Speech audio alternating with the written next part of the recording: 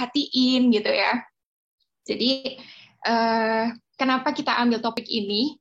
Karena yang terpenting adalah ibunya dulu nih, baterainya dulu, porosnya. Kalau ibunya sudah selaras, sudah waras dalam arti sadar sepenuhnya, sudah selaras, insya Allah anak dan suami juga pasti akan bahagia.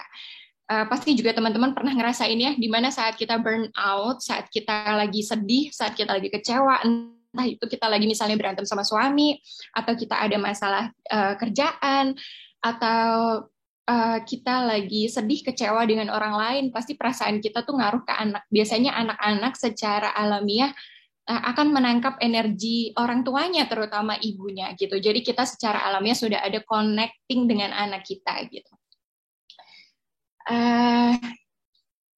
Kenapa juga akhirnya Cokolaspa memilih Mas Angga Setiawan gitu ya sebagai founder Anak Juga Manusia. Jadi sebelumnya saya juga pernah ada masalah. Mungkin orang ngeliat saya kayak yaudah hidupnya bahagia-bahagia aja gitu ya. Tiba-tiba saya punya masalah dengan anak, karena anak pertama sama anak kedua cuma beda 1,5 tahun. Waktu itu saya punya masalah dengan anak saya yang kayak lagi sering tantrum, lagi sering marah, mungkin karena semuanya terlalu kita butuhi gitu. Jadi kayak saya kurang mengajarkan anak saya kecewa karena memang ada hal tertentu yang bikin saya kayak susah bikin dia kecewa, takut bikin dia kecewa. Akhirnya saya waktu itu konsultasi langsung, saya private sama Mas Angga, konsultasi langsung sama Mas Angga waktu itu juga via online karena masih masa pandemi. Dan setelah saya konsultasi itu benar-benar Masya Allah saya terapin, dan akhirnya nggak sampai 1 minggu, mungkin perubahannya cuma beberapa hari, 3-5 hari. Berat bagi saya, tapi karena saya pengen anak saya juga berubah, nggak tantrum-tantrum terus, jadi kayak ya udah harus berani, harus melatih anak belajar negosiasi segala macam. Padahal anak saya udah 4 tahun gitu ya, tapi baru diajarin caranya yang tepat. Jadi selama ini saya merasa saya udah sering komunikasi sama anak, tapi ternyata salah caranya gitu. Setelah itu anak saya benar-benar berubah sampai sekarang, sampai dia yang sekarang bisa menghandle adiknya, bisa lebih mandiri, jauh banget. Makanya saya kepikiran, wah kayaknya ilmu ini bagus banget untuk dibawa ke teman-teman semua. Pasti semua, saya rasa semua ibu butuh ya, mau yang ibu 1 anak, 2 anak, 3 anak, 4 anak, insya Allah butuh ilmu di mana bikin kita stabil, bikin punya kita, supaya kita punya cara yang tepat juga untuk komunikasi sama anak, supaya anaknya nggak tantrum-tantrum. Biasanya masalah kalau yang ibu punya 2 atau 3 anak, masalahnya adalah mungkin kakaknya suka jealous sama anaknya gitu ya, atau kita kadang terlalu membuat anak kita terlalu mudah apa-apa dibantu gitu. Kayak saya, kesalahan saya adalah saya terlalu membuat hidup anak saya terlalu mudah, apa-apa mau saya handle gitu.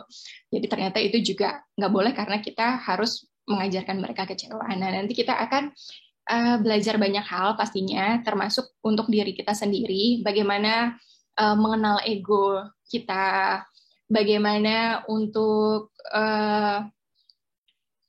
mempunyai kesadaran yang selaras ya, dengan berlatih nafas, dengan membuang emosi, cara membuang emosi yang benar. Insya Allah mudah-mudahan dengan kita membuka pikiran kita, mungkin teman-teman semua punya ilmu, udah punya ilmu masing-masing gitu. Sekarang kita nolin semuanya, kita nolin, anggaplah kita benar-benar orang yang haus ilmu, yang nggak ngerti apa-apa, dan mudah-mudahan apapun pelajaran yang dikasih sama Mas Angga ini, yang memang sudah saya terapkan dan alhamdulillah sudah banyak sekali hasilnya, insya Allah bisa membawa perubahan juga untuk teman-teman semua. Dan jangan lupa selain dapat ilmu yang luar biasa, kita juga menyediakan hadiah giveaway buat teman-teman semua. Jadi teman-teman bisa share nanti share insight apa sih yang didapat dari webinar ini, atau apapun yang didapat dari webinar ini. Bisa follow dulu akunnya Cokolaspa, yang pasti Cokolaspa Kids, akunnya Anak Juga Manusia, sama akunnya Zaida strip bawah rental, Zaida rental gitu ya. Jadi di follow dulu akunnya. Setelah follow baru kamu bisa update Instagram story dan tag ke Cokolaspa dan Anak Juga Manusia sama Zaida rental. Terus akunnya tidak boleh di private. Nah, pemenangnya akan mendapatkan free treatment 1 juta rupiah di Cokolaspa untuk 1 orang pemenang. Kalau misalnya ada yang di luar kota nih, yang daftar juga banyak yang di luar kota gitu ya, bisa dikasih ke temen yang areanya di Bogor, atau nanti didiskusikan untuk diganti dengan produk. Terus ada juga untuk nanti ada hadiah untuk 5 penanya terbaik. Nanti kita akan pilih 5 penanya terbaik. Jadi teman-teman setelah Mas Angga kasih materi, nanti kita akan bikin tanya jawab. Nah, untuk 5 penanya terbaik, kita akan kasih free treatment mom and kids di Cokolaspa. Jadi treatmentnya untuk ibunya dan anaknya di Cokolaspa gitu ya. Caranya teman-teman bisa pakainya username Instagramnya dulu plus 4 digit nomor WhatsApp terakhir. Jadi untuk verifikasi sebenarnya. Contohnya ada di template ya, ada yang di screen. Misalnya contohnya, halo saya Azalia RDN, itu nama Azalia RDN itu nama IG-nya. Terus nomor terakhir WhatsApp itu 3232. Jadi Azalia RDN 3232 mau bertanya apapun itu silahkan ditanyakan. Kita akan pilih 5 penanya beruntung untuk mendapatkan free treatment mom and kids di Cokolaspa. Terus hadiahnya teng yang ketiga yang mungkin ibu-ibu nih seneng banget nih, kita bakal kita alhamdulillah dapat sponsorship dari Zaida Rental, tempat saya rental mainan anak-anak pastinya ya. Pokoknya dijamin bersih dan selalu unitnya tuh selalu dicuci dulu sebelum kita sewa. Sudah kita sewa selalu dicuci. Saya malah kebanyakan dapat barang baru gitu ya. Mereka sering update barang gitu ya. Ini free rental 1 unit mainan anak dari Zaida Rental. Nanti kita main kuis setelah Mas Angga share materi, nanti kita akan main kuis dulu, baru kita ke sesi tanya jawab. Jadi diperhatikan, disimak baik-baik materinya, nanti kuisnya akan berdasarkan materi yang dibawakan Mas Angga pertanyaannya. Oke, kayak kita ujian ya, jadi sekarang nggak cuma belajar, tapi ada ujiannya juga buat ibu-ibu. Demi mainan anak gratis, lumayan loh. Gitu, oke. Sekarang kita langsung mempersilahkan waktu untuk Mas Angga. Mas Angga ini juga selain founder Anak Juga Manusia di IG, beliau itu adalah penulis buku Anak Juga Manusia. Bukunya Masya Allah, pokoknya rugi kalau kalian nggak beli. Itu bisa bisa online atau cek IG-nya Mas Angga di Anak Juga Manusia. Bukunya bagus banget, bener-bener ilmunya simple, tapi memang pas kita praktekkan hasilnya luar biasa, Masya Allah. Bisa juga bukunya buat hadiah kalau ada yang lahiran gitu ya. Oke, kita persilahkan untuk Mas Angga. Silakan. Assalamualaikum Mas Angga. Ya, waalaikumsalam warahmatullahi wabarakatuh. Akhirnya kita Halo ketemu Feby. lagi di sini ya. Ya, halo teman-teman semua. Halo teman-teman, kita masih di mute. Masih di mute ya. Yes. Silakan Mas Angga. Masuk ya? Suaranya masuk, Mas. Oke. Suaranya masuk. Ya, halo teman-teman semua. Senang sekali bisa ketemu di sini. Saya mengucapkan terima kasih juga buat Feby, buat teman-teman di Cokolaspa sudah jadi fasilitator. Juga teman-teman semua peserta, terima kasih sudah bersedia belajar demi anak tercinta di weekend ini gitu ya. Ya memang waktu itu Feby sempat ikut konsul privat ya, sesi 1 jam 2 jam sama saya. Ya pertamanya memang ngirim keluhannya dulu, baru kemudian waktu konsul langsung kita bahas gitu ya. Jadi memang apa yang disampaikan Feby tadi benar seperti itu, dan alhamdulillah juga Feby-nya mau komitmen dan konsisten untuk menerapkan. Jadi memang progresnya akselerasinya jauh lebih cepat gitu ya. Itu teman-teman semua. Ini saya langsung aja ya untuk materinya. Silakan Mas Angga. Nah, terkait materi pada pagi hari ini, yaitu menjaga kewarasan dalam mengasuh anak. Nah, mungkin teman-teman sebagian udah baca materinya, karena di awal kan biasanya ini beda nih Mas. Nanti materi akan ya? akan kita share setelah workshop rencananya. Takutnya, soalnya kan materinya tuh lengkap banget. Takutnya nanti kalau udah di-share materinya, teman-teman malah males join gitu. Jadi kayak kita share nanti materinya setelah ikut gitu. Ya, ya. Karena kalau kelas sama saya memang biasanya materinya bentuknya makalah, bukan slide-slide doang gitu ya. Iya, Jadi dan itu ada lengkap seperti banget, Masya makalah Allah. itu. Nanti teman-teman bisa ulang-ulang ketika sedang bingung atau lupa atau apa. Betul, untuk refresh Ya. ya. Saya mau izin untuk share screen ya untuk Siap. materinya. Oke.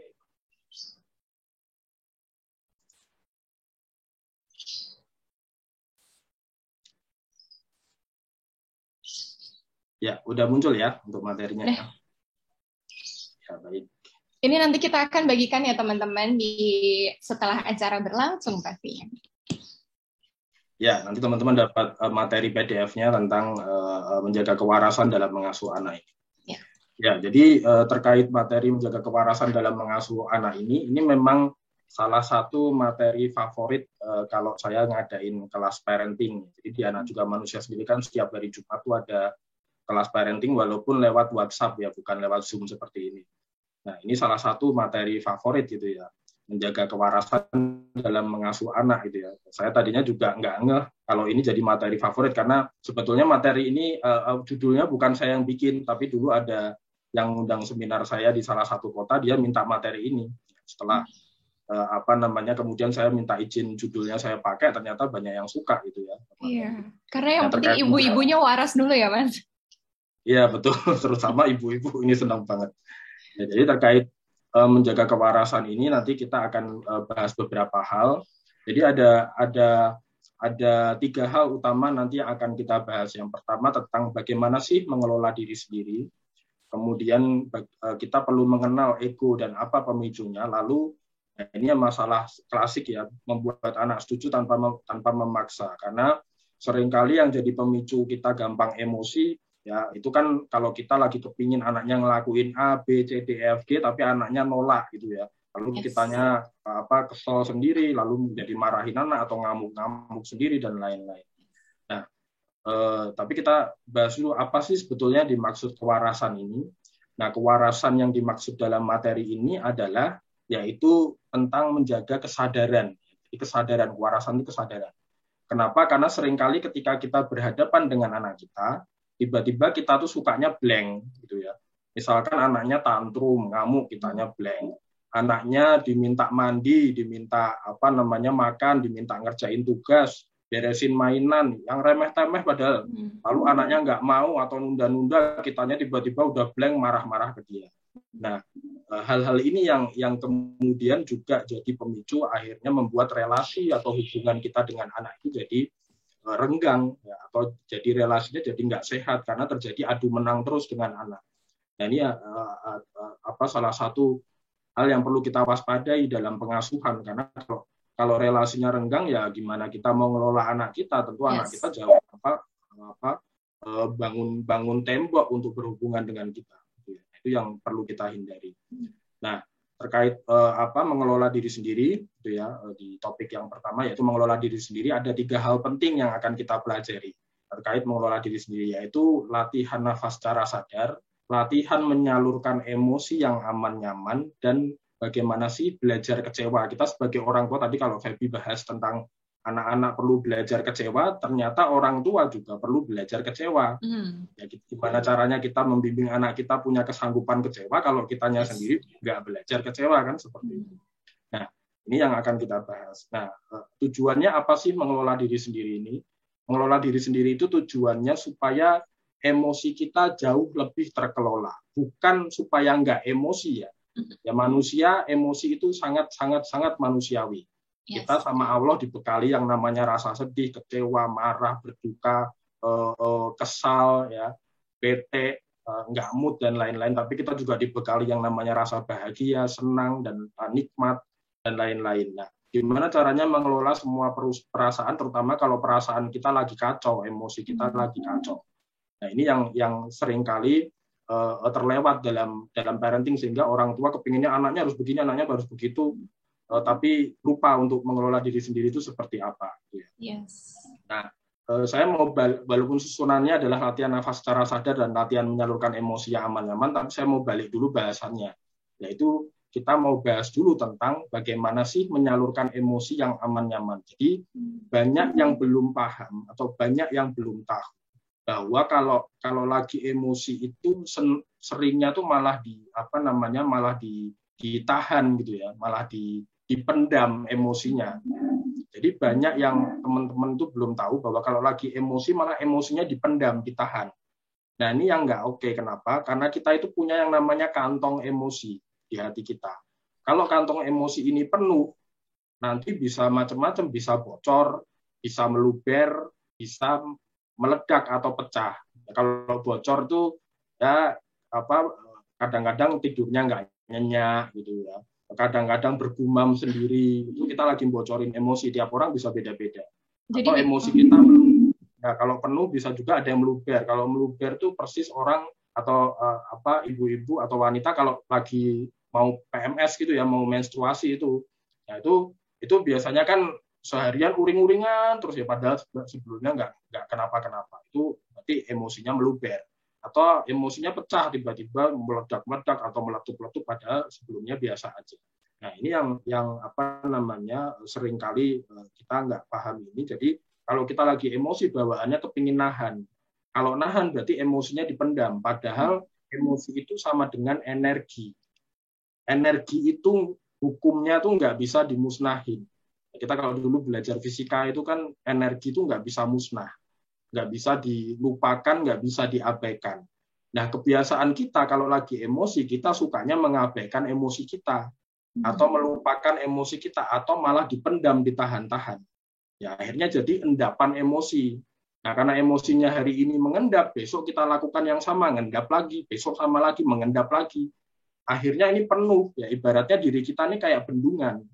Emosi itu air, seperti air yang ngisi bendungan itu. Bendungan kan ada batasnya nih. Kalau sudah sekian juta debit air, maka saluran airnya dibuka, disalurkan ke kanal-kanal yang tepat. Ya. Kalau nggak disalurkan kan bendungannya bisa jebol atau bisa meluber kemana-mana nggak jelas gitu. Nah, ini yang sama. Jadi kalau sudah penuh ya perlu disalurkan. Atau kalau kita mau kelola ya tiap kali kita emosi, kita rasakan, kita salurkan emosi kita yang aman-nyaman, bukan dipendam lagi. Kenapa sebagian besar dari kita seperti itu? Karena sejak kecil kita nggak pernah dilatih. Kebiasaannya kalau lagi emosi coba disuruh apa? Disuruh diem. Nggak boleh nangis gitu kan. Jangan nangis. Jangan nangis, sedih nggak boleh. Marah nggak boleh gitu ya. Terus kesel nggak boleh. Berduka aja buru-buru dihibur-hibur supaya kita segera lupa. Padahal kita perlu berkenalan sama emosi kita, perlu menyelami perasaan kita sendiri. Bahkan kadang-kadang bahagia aja nggak boleh gitu kan. Kalau lagi senang ketawa jangan berisik gitu kan, dimarahin lagi. Jangan terlalu terbahak-bahak. Sistem emosi kita jadi kacau. Kenapa? Karena kita nggak pernah diberi kesempatan untuk menyelami perasaan kita sendiri. Kita nggak pernah dikasih kesempatan untuk belajar menerima perasaan sendiri. Sehingga waktu emosi sekarang ini, seringkali kita jadi risih. Risih sama diri kita sendiri kalau lagi emosi. Risihnya orang macam-macam. Ada yang kenapa sih aku seperti ini? Ada yang kemudian nyalahin orang lain. Ada yang nyalahin situasinya. Ada yang nyalahin diri sendiri, dan lain-lain. Karena kita tidak pernah terbiasa untuk menyelami perasaan kita. Padahal kalau yang namanya anak lagi emosi, sedih, kecewa, berduka, marah, kesal, frustasi, ya izinkan dia menyelami semua perasaan itu. Diberi kesempatan, sehingga dia kenal sama perasaannya. Kalau udah kenal kan belajar menerima perasaannya. Kalau belajar menerima kan berarti berusaha merangkul perasaannya. Kalau udah dirangkul, dia udah siap, baru emosinya ditunaikan dengan aman-nyaman. Nah, ini yang perlu kita sekarang latih ke diri kita sendiri. Jadi kalau lagi emosi ya jangan dimusuhi perasaannya. Karena dulu waktu kecil kita disuruh mengabaikan, disuruh memendam emosi kita, sehingga kita nggak belajar menyelami, akhirnya kita cenderung memusuhi perasaan kita sendiri. Ini yang sering kali terjadi, nggak merangkul perasaan kita sendiri. Nah, kemudian ketika emosinya sudah kita terima, baru kemudian jadi rasanya kalau lagi emosi itu jangan disangkal lagi, diakui aja. Oke, aku lagi emosi. Oke, aku lagi kesel banget nih. Oke, aku lagi marah, lagi sedih, lagi kecewa, aku lagi ngerasain duka dan lain-lain. Itu diakui. Kemudian perasaan itu diterima, diselami aja. Rasanya dirasakan aja. Kalau ada pertanyaan, misalkan gimana caranya merasakan perasaan saya sendiri, Pak? Ya dirasakan aja. Kalau masih nanya berarti masih mikir. Jadi jangan pakai mikir, pakainya rasa. rasanya dirasakan di selama. Kemudian setelah itu baru ditunaikan yang aman nyaman, disalurkan dengan aman nyaman. Aman itu bagaimana? Aman itu nggak menyakiti orang lain, nggak menyakiti diri sendiri, nggak merugikan orang lain, nggak merugikan diri sendiri, itu aman. Ya. Nah, kalau nyaman itu kita boleh lakukan apapun yang bikin hati kita lega atau plong. Jadi wujudnya boleh apapun yang bikin hati lega atau plong. Yang penting batasnya adalah aman. Jadi wujudnya terserah mau ngapain, tapi batasnya, tapi ingat mesti aman. Ya, supaya kita nggak merugikan orang lain, nggak merugikan diri sendiri, nggak menyakiti orang lain, nggak menyakiti diri sendiri. Ya, ini yang kita perlu kenal sama diri kita sendiri. Jadi kita mesti explore memang. Kira-kira aku mesti ngelakuin apa ya? Coba ngelakuin A. Lega nggak? Aman nggak? Lakuin B. Lega nggak? Aman nggak? Lakuin C. Lega nggak? Aman nggak? Nah, ini yang kita perlu explore. Karena sejak kecil kita nggak pernah dilatih. Sehingga baru cari-carinya sekarang nih. Nah, tiap orang itu beda-beda, jadi nggak mungkin sama. Ya, ada mungkin yang kebetulan sama, tapi kebanyakan bisa beda-beda. Tiap orang bisa beda-beda. Ini yang perlu kita eksplor diri kita sendiri, supaya kita kenal. Karena yang namanya lega itu kan ukurannya rasa. Nah, rasa itu kan masalahnya personal, masing-masing orang.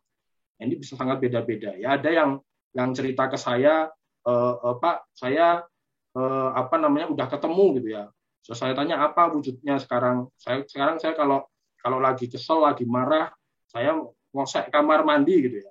Nah, saya sampai heran, emang bisa ngosek kamar mandi bikin emosinya lega loh. Saya ngoseknya bukan ngosek cantik Pak, bukan buat bersih-bersih. Saya ngoseknya bener-bener marahnya saya salurkan sambil ngosek, wah gitu ya, sampai lega. Yang penting kan aman Pak. Biasanya saya ngomelin anak saya, marahin nama saya.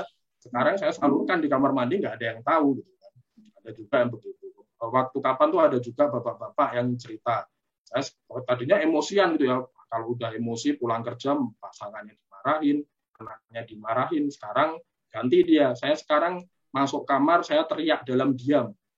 Teriak dalam diam kayak apa sih? Gitu kan. Emang ada teriak dalam diam gitu ya. Ada, tapi teriak nggak ada suaranya. Jadi masuk kamar langsung teriak gitu ya. Tapi nggak ada suaranya. Yang penting energinya tersalurkan. Tapi kan aman, saya jadi nggak nyakitin anak saya, nggak nyakitin pasangan saya. Ada juga yang cuma nangis ya di kamar jadi lega.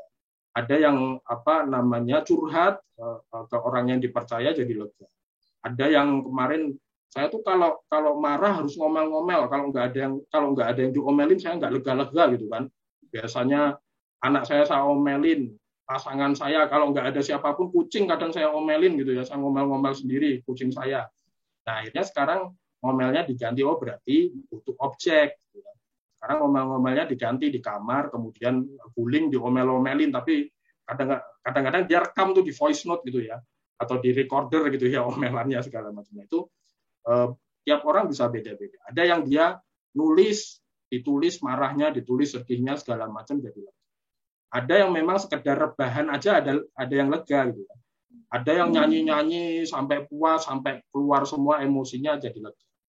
Nah, tiap orang bisa beda-beda, nggak sebatas apa yang saya sebutkan tadi. Jadi teman-teman nanti boleh untuk explore. Jadi bukan dipendam lagi. Jadi kalau lagi emosi, emosinya dirasakan. Dikasih panggung, dikasih jalan, supaya energi emosi ini tersalurkan. Bukan dipendam lagi. Kalau dipendam lagi, besok ketemu lagi. Belum lagi emosi-emosi yang dulu loh. Emosi dulu waktu kita masa kecil diperlakukan mungkin dengan buruk gitu ya, ada yang diperlakukan dengan buruk, itu kalau nggak tuntas beban emosinya masih nempel, masih kesimpan di gudang bawah sadar. Nah, ini ketambahan emosi lagi sekarang, ketambahan emosi kemarin, sekarang, besok lagi, dan lain-lain. Jadi kita perlu belajar menyalurkan emosi dengan aman nyaman. Gitu ya.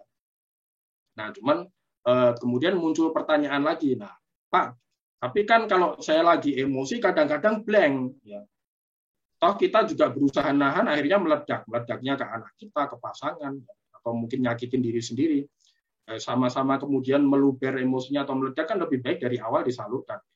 Kemudian muncul lagi pertanyaan, nah tapi kalau emosi kan tahu-tahu blank Pak, nggak sadar, nyeselnya baru belakangan, baru sadarnya, aduh tadi aku nggak nyalurkan emosi yang aman-nyaman. Nah gimana ini supaya kita menjaga kesadaran kita? Nah ini pentingnya, tadi sebelum menyalurkan emosi yang aman-nyaman adalah melatih nafas secara sadar. Jadi kita perlu belajar menyadari keberadaan diri kita saat ini. aku di sini lagi ngapain sih? Lagi melakukan apa sih? Lagi mikirin apa sih? Lagi merasakan apa sih? Nah, ini yang perlu kita sadari. Caranya gimana? Nafas secara sadar dulu. Ya, nafas secara sadar ini bukan tentang teknik nafas. Jadi nggak ada teknik nafas apapun, nggak ada seperti kita orang olahraga gitu ya, tarik nafas yang dalam, hembuskan yang panjang, bukan seperti itu.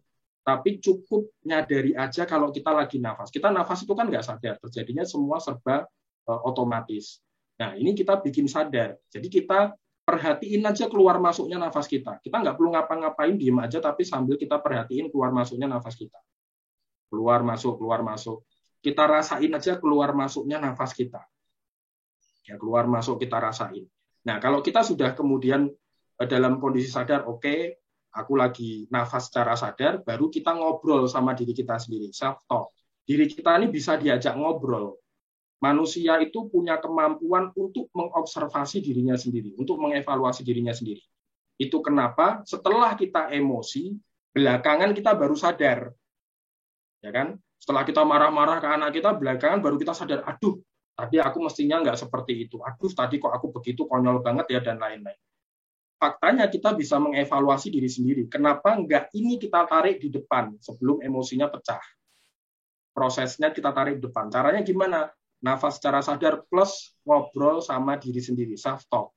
Sambil kita nafas secara sadar, sambil kita tanya ke diri kita sendiri, aku di sini lagi ngapain sih? Jadi kita nyadari keberadaan diri kita. Oh, aku ini lagi ngelihatin anakku, ya. Duduk lagi ngelihatin anakku. Apa yang aku pikirin? Aku kepingin dia mandi, tapi disuruh 3 kali mandi kok nggak berangkat masih nonton TV terus ya. Apa yang aku rasain? Rasanya aku udah di ujung mulut nih mau meledak. Rasanya pundak aku udah kenceng nih. Rasanya udah di ubun-ubun nih mau pecah. Gitu. Nah, sehingga kita menyadari. Jadi nafas secara sadar itu bukan supaya nggak emosi ya. Jadi salah kalau supaya nggak emosi. Tetap kita bisa merasakan emosi, tapi kita cepat sadarnya. Nah, ketika kita kemudian tadi perasaannya kacau itu karena kepingin marah, kepingin meledak ke anak, baru tarik diri dulu. Kita menyingkir dulu. Baru kemudian disalurkan dulu yang aman nyaman, ya, seperti yang kita bahas sebelumnya. Jadi prosesnya seperti itu. Jadi nafas secara sadar plus nyalurkan emosi yang aman nyaman. Dan ini perlu dilatih. Nafas secara sadar tuh nggak bisa, misalkan ketika lagi mau emosi baru ingat-ingat. Jadi mau sambil ngapain, sambil melakukan apa, kita lagi misalkan nih ikut kelas online ini ya, coba sambil nafas secara sadar. Boleh juga kalau kita mau praktekin ini beberapa detik gitu ya. Kita coba 10 detik deh, coba nafas secara sadar. Ya. Coba kita sekarang diam aja, duduk yang rileks gitu ya. Kemudian kita menyadari nafas kita, memperhatikan keluar masuknya atau merasakan nafas kita keluar masuk tanpa teknik nafas tertentu. Sambil kita ngobrol sama diri kita, aku di sini ngapain sih? Oh, ikut kelas online. Apa yang aku pikirin dan lain-lain. Itu ya. Coba ya, 1, 2, 3, 10 detik ya. Mulai.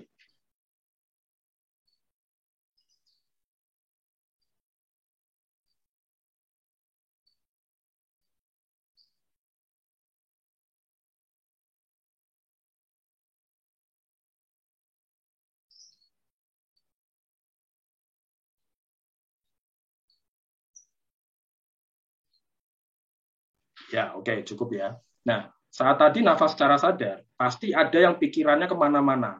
Pikiran kita ini yang dipikirin kadang banyak banget. Aduh, itu kompor belum, udah aku matiin belum ya? Aduh, itu anakku lagi ngapain di sana ya? Aduh, itu kucing kok meong-meong ya? Aduh, ini ayahnya pulang jam berapa dan macam-macam. Pasti pikiran kita tuh krodit gitu ya. Nah, itu pentingnya kita ajukan pertanyaan 3 itu. Aku di sini lagi ngapain sih? Supaya kita balik ke detik ini. Jadi kenapa sih, ini pertanyaannya, kenapa anak tuh hidupnya cepat move on? Kenapa anak itu kemarin baru tadi ya 5 menit barusan berantem sama temennya, 5 menit kemudian udah gandengan ketawa-tawa? Karena hidup dia itu di momen saat ini. Dia nggak mikirin yang kemarin-kemarin, dulu-dulu gitu ya.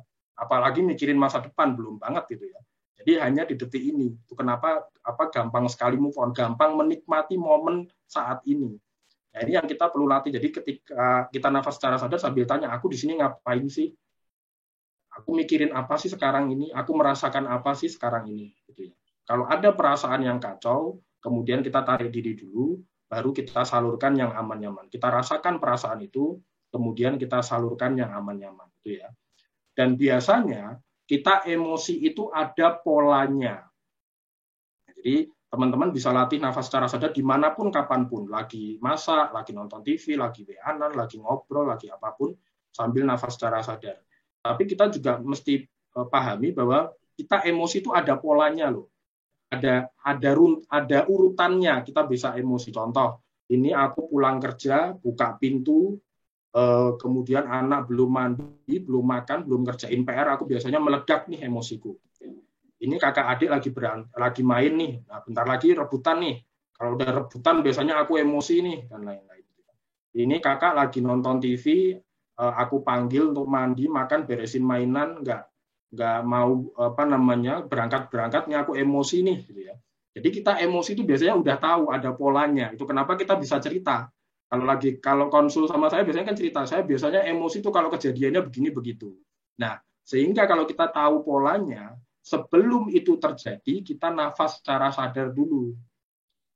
Sebelum kita tadi kalau kebiasaannya masuk rumah ini belum beres itu belum beres, kita emosi, kita meledak emosi kita, sebelum masuk rumah di jalan udah nafas secara sadar dulu.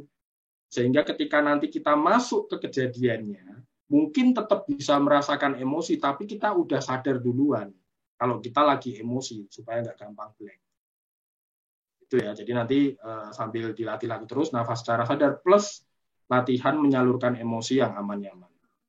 Ya, berikutnya adalah kita juga perlu yang namanya belajar kecewa. Jadi belajar kecewa itu sebetulnya belajar menyadari bahwa nggak mungkin segala sesuatu itu selalu terjadi sesuai maunya kita atau sesuai harapan kita. Entah itu situasi, entah itu perilaku orang lain. Perilaku orang lain itu ya pasangan kita, orang tua kita, mertua kita, tetangga kita, kerabat kita, teman kita, termasuk anak kita sendiri, nggak mungkin 100% selalu sesuai mau-maunya kita atau 100% selalu sesuai harapan kita. Itu nggak mungkin 100% seperti itu. Jadi kita perlu belajar menyadari itu, bahwa dalam hidup yang nggak mungkin segala hal itu selalu sesuai mau kita atau harapan kita.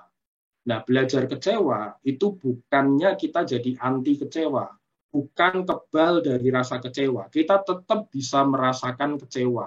Namun, cara kita mengelola perasaan kecewa kita itu jauh lebih aman. Kita berusaha untuk menerima rasa kecewa itu, merasakan perasaan kecewa itu, merangkul rasa kecewa itu, kemudian baru ditunaikan tadi, kita kesalurkan yang aman-nyaman. Gitu ya. Jadi itu terkait kesanggupan kecewa. Jadi bukan berarti kalau tadi cerita anaknya Feby cerita melatih anak belajar kecewa, ya bukan berarti terus anaknya nggak bakal nangis gitu ya, nggak bakal ngerasain kecewa, tetap bisa merasakan kecewa, tapi sudah nggak tantrum, udah nggak ngamuk-ngamuk gitu ya, udah nggak nyakitin orang lain, nggak nyakitin diri sendiri atau merugikan orang lain, merugikan diri sendiri, tetap bisa merasakan kecewa, itu manusiawi. Tapi caranya jauh lebih oke.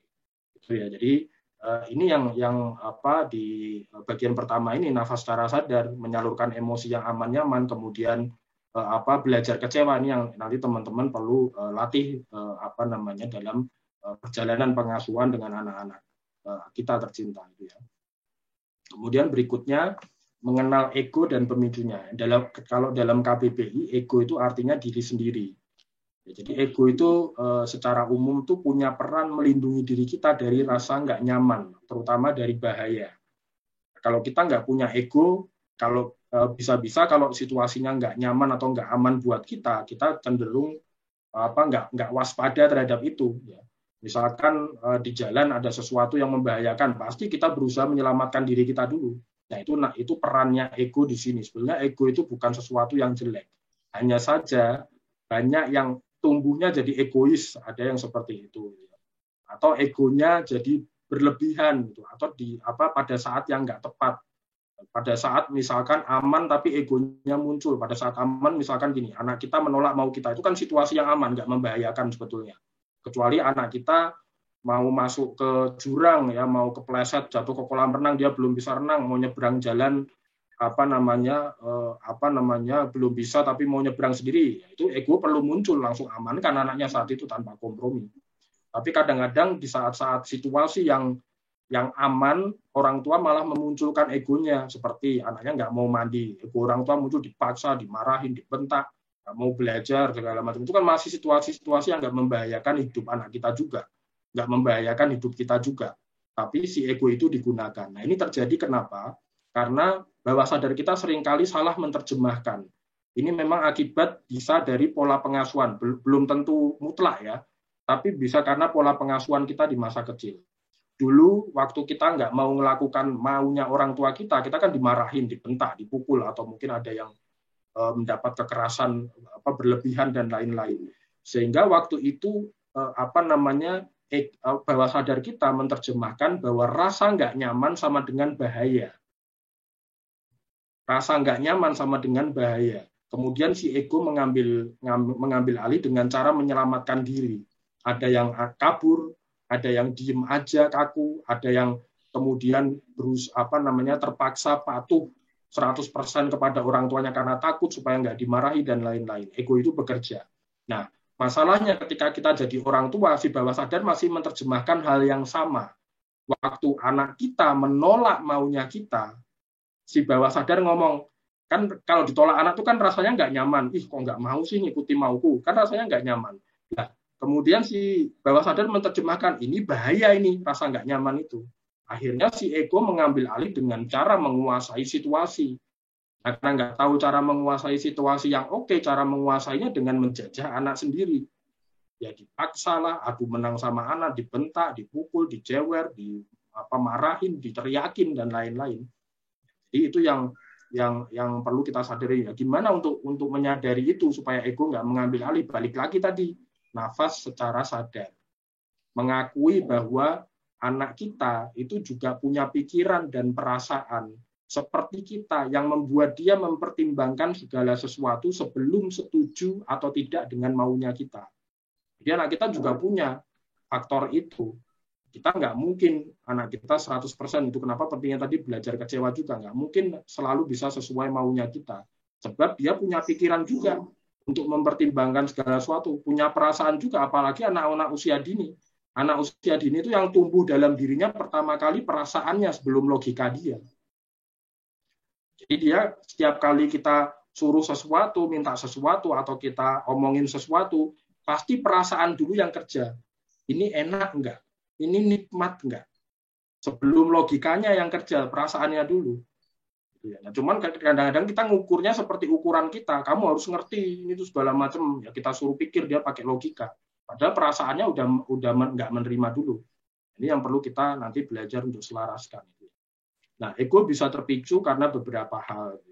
Yang pertama, biasanya nih, opini atau pendapat orang lain terhadap anak kita. Ya, kalau kadang-kadang ketemu keluarga gitu kan, atau teman-teman ibu-ibu lain di sekolahan ya, atau mungkin tetangga gitu ya, kok anakmu belum bisa baca sih?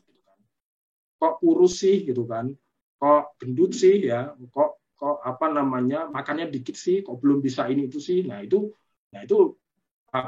muncul rasa nggak nyaman. Nah, si bawah sadar menerjemahkan ini bahaya nih. Karena bahaya, akhirnya ya, ke anaknya malah nggak disalurkan yang aman-nyaman, perasaan kacaunya itu nggak disadari, malah disalurkannya ke anaknya. Ya, anaknya makannya dikit dimarahin, anaknya belum bisa baca dipaksa, ya anaknya nggak mau ini itu intimidasi dan lain-lain, dibanding-bandingin sama temennya dan lain-lain. Nah itu yang seringkali kita salah persepsi, kita asumsinya itu untuk anak kita, padahal tanpa sadar itu demi melindungi diri kita sendiri dari rasa nggak nyaman. Ya apa iya kan gitu. Jadi seringkali itu yang membuat kita ego itu terpicu. Gitu.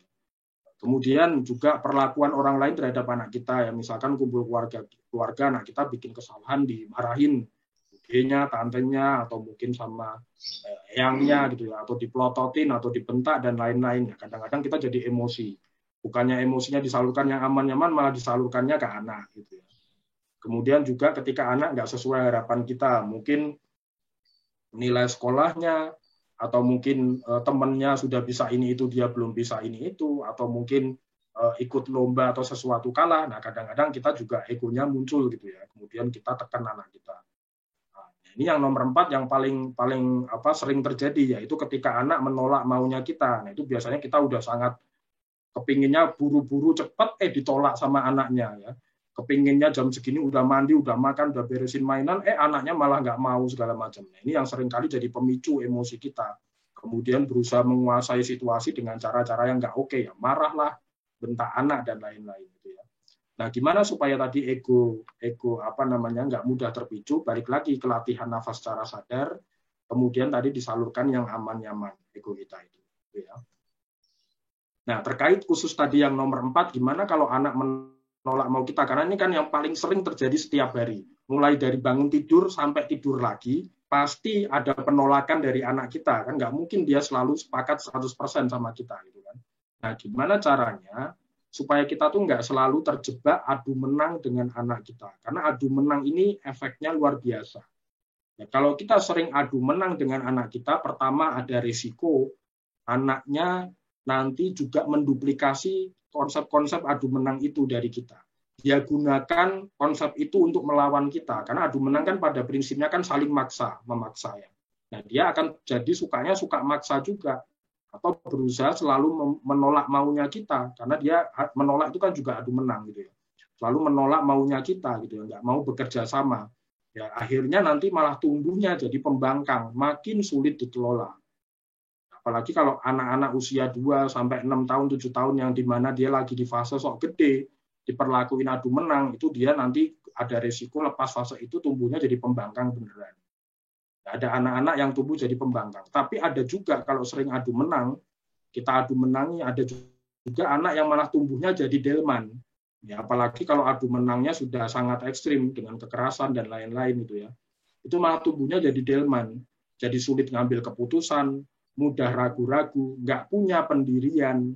Ya, kemudian di luar nanti jadi gampang dikusirin sama orang lain. Delman tahu ya, kuda delman yang selalu ngikut kusirnya kemana.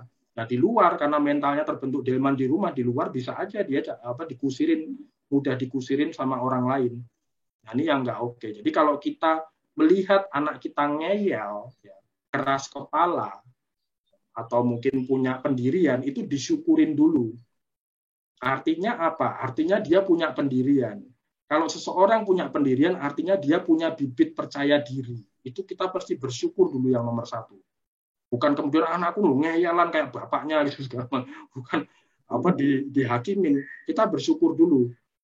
Manusia yang nggak pede kan nggak punya pendirian. Nah, anak kita punya pendirian berarti kan punya rasa percaya diri. Kok malah kita marahin, kita kesel sama dia. Kita syukurin dulu. Baru kita cari caranya supaya dia mau kompromi sama kita. Supaya situasinya tuh bukan adu menang, tapi menang sama menang. Win-win. Kitanya menang, anaknya juga menang. Jadi konsepnya perlu seperti itu supaya nggak terjebak adu menang. Nah, nanti ada 3 caranya. Yang pertama dengan bikin anak kita terpikat, kemudian dibikin bersepakat, lalu dibikin memilih. Gitu ya.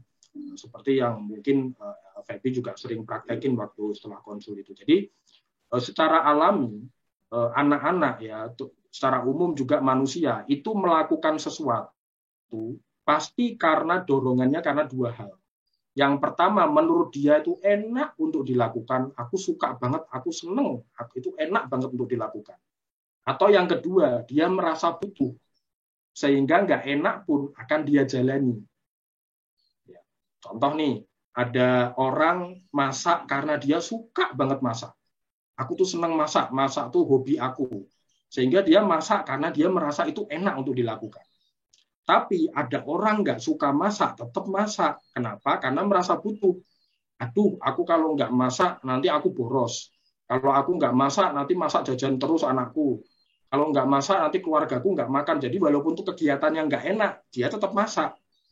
Nah, salah satu di antara 2 dorongan ini kita perlu ciptakan di benak anak kita. Karena kalau enggak, ya manusia mager, nggak akan ngapa-ngapain. Kalau 2 alasan ini nggak ada, minimal salah satu mesti ada. Jadi kalau anak kita menolak mau kita, udah pasti menurut dia itu nggak enak. Udah nggak enak, dia nggak butuh lagi, yang nggak akan dia lakuin. Contoh nih, kita diajak teman kita nongkrong, yuk besok hari Minggu, weekend kita kumpul-kumpul yuk. Ada ibu-ibu ngajak gitu ya, atau teman kita ngajak. Pasti kita juga, enak nggak sih kumpul-kumpul sama mereka, atau enak nggak sih tempatnya di sana? Kemudian kita menilai, nggak enak, enakan di rumah main sama anakku. Udah nggak enak, kita nggak butuh lagi. Aku nggak butuh, aku nggak kumpul sama di acara besok minggu, hidupku aman-aman saja, nggak ada apa-apa. Kita nggak akan gerak juga gitu ya. Jadi kalau anaknya lagi nggak mau, ya salah satu di antara dua dorongan ini kita perlu usahakan. Kan ceritanya yang kepingin kita kepingin anaknya ngelakuin A, B, C, D, F, G, berarti kita yang butuh. Kalau kita yang butuh, berarti kita yang usaha. Kalau kita yang usaha, kita cari caranya. Caranya gimana? Apa mau pakai cara maksa, adu menang? Resikonya tadi. Atau kita mau bikin dia setuju. Kalau bikin dia setuju, berarti pilihannya dibikin itu terasa enak atau dibikin butuh. Kalau dibikin terasa enak, berarti dibikin terpikat.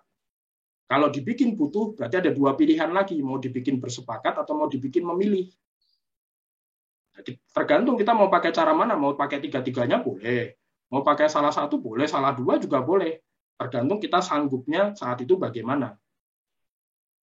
Kalau dibikin terpikat, kita pilih dibikin terpikat, berarti kita iklan ke anak kita tentang enaknya melakukan apa yang kita anggap perlu.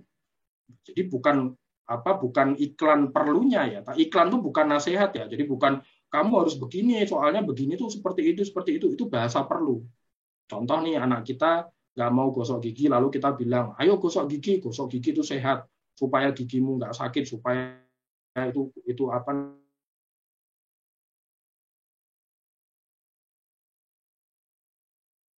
Tapi kalau anak-anak kan rata-rata awalnya masih pakai bahasa enak versus nggak enak. Jadi anak-anak tuh cara mikirnya tuh saking simpelnya, kita nggak memahami. Ya, jadi kalau enak dia jalani, kalau nggak enak dia tinggalin atau dia hindarin. Bagi anak, nggak enak sama dengan nggak usah. Nah, sementara kita cara berpikir perlu versus nggak perlu. Kalau kita sudah bisa mikir mapan tentang perlu versus nggak perlu, jadi nggak enak pun kita jalani. Kalau menurut kita perlu, anak kita belum. Nah, ini yang sering kali nggak nyambung. Kita ngomong, ayo gosok gigi itu sehat, segala macam itu bahasa perlu. Sementara di benak anak kita mikirnya cuma gini, gosok gigi enak nggak sih bun? Kalau enak ya aku mau nih, kalau nggak enak ya sorry ya, aku mau main dulu, aku mau ini dulu, dan lain-lain. Jadi kita perlu kemas hal itu menjadi terasa enak untuk dilakukan oleh anak. Hal-hal yang kita anggap perlu, kita kemas menjadi terasa enak untuk dilakukan oleh anak. Nah, iklannya ada berbagai cara. Bisa iklannya dengan cara kita lakukan dulu. Jadi kita jadi teladannya. Oh, Pak, selama ini aku udah jadi teladan. Saya sudah nyontohin. Nah, waktu nyontohin kitanya happy nggak? Waktu nyontohin kitanya menikmati nggak ngelakuin itu? Ya. Saya tuh kepingin anaknya bangun pagi, saya udah nyontohin bangun pagi. Ya bangun paginya happy nggak? Oh enggak Pak, saya setiap pagi kalau bangun selalu ngomel, marah-marah. Ya anaknya nangkepnya energi kita. Bukan hanya apa yang kita lakukan, tapi energinya dapat enggak.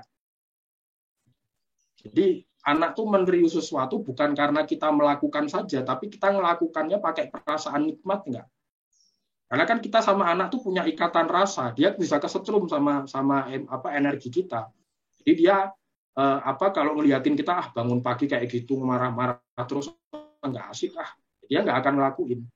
Jadi kalau kita meneladankan, maka perlu lakukan dengan perasaan happy, perasaan bahagia, perasaan nikmat, sehingga anaknya ngamatin tapi energinya juga kena, kok kayaknya enak ya ngelakuin yang ayahku atau bundaku lakuin. Sehingga tanpa disuruh pun dia kepingin niru. Coba aja hal-hal yang kita suka untuk lakukan, kan rata-rata anak juga niru itu. Atau bisa juga dibangun dengan bercerita. Jadi kita beli buku-buku cerita atau kita dongengin, kita ceritain tentang enaknya ya, bukan perlunya, enaknya melakukan hal tersebut. Atau lewat tontonan ya, kalau ada tontonan TV kita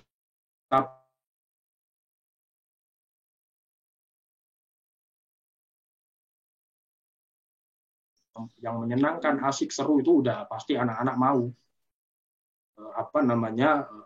Prosesnya kita bikin menyenangkan sehingga dia menilai bukan sedang disuruh melakukan yang nggak enak, tapi sedang diajak melakukan sesuatu yang asik.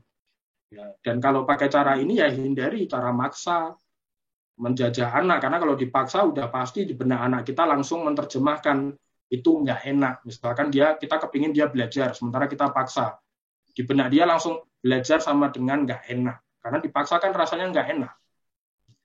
Bagi anak nggak enak sama dengan nggak usah. Akhirnya kita buntu ngadepin anak kita kalau ditolak-tolak terus, kalau kita selalu pakainya caranya maksa. Jadi cara pertama, kalau kita kepingin dia melakukan apa yang kita mau, boleh dengan dibikin dia merasa itu enak untuk dilakukan. Caranya dengan dibikin terpikat. Nah, gimana kalau misalkan, wah, dibikin terpikat, kayaknya saya belum ketemu, Pak, gitu ya. Cara lain apa? Cara lain dibikin butuh. Pilihannya dengan dibikin bersepakat atau dibikin memilih. Nah, dibikin bersepakat. Kalau dibikin bersepakat, berarti kita ajak anak kita kompromi. Bersepakat itu kan berarti kedua belah pihak perlu dalam situasi menang sama menang.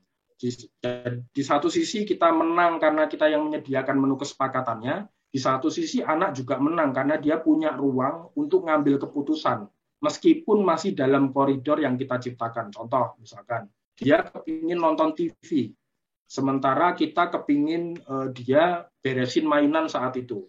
Nah, ketimbang adu menang, ayo beresin dulu mainannya segala macam, ya kita juga capek. Adu menang itu capek loh ya. Jadi ketimbang kita juga capek, maka dikemas jadi bersepakat. Apa yang dia inginkan boleh dijadikan tawaran.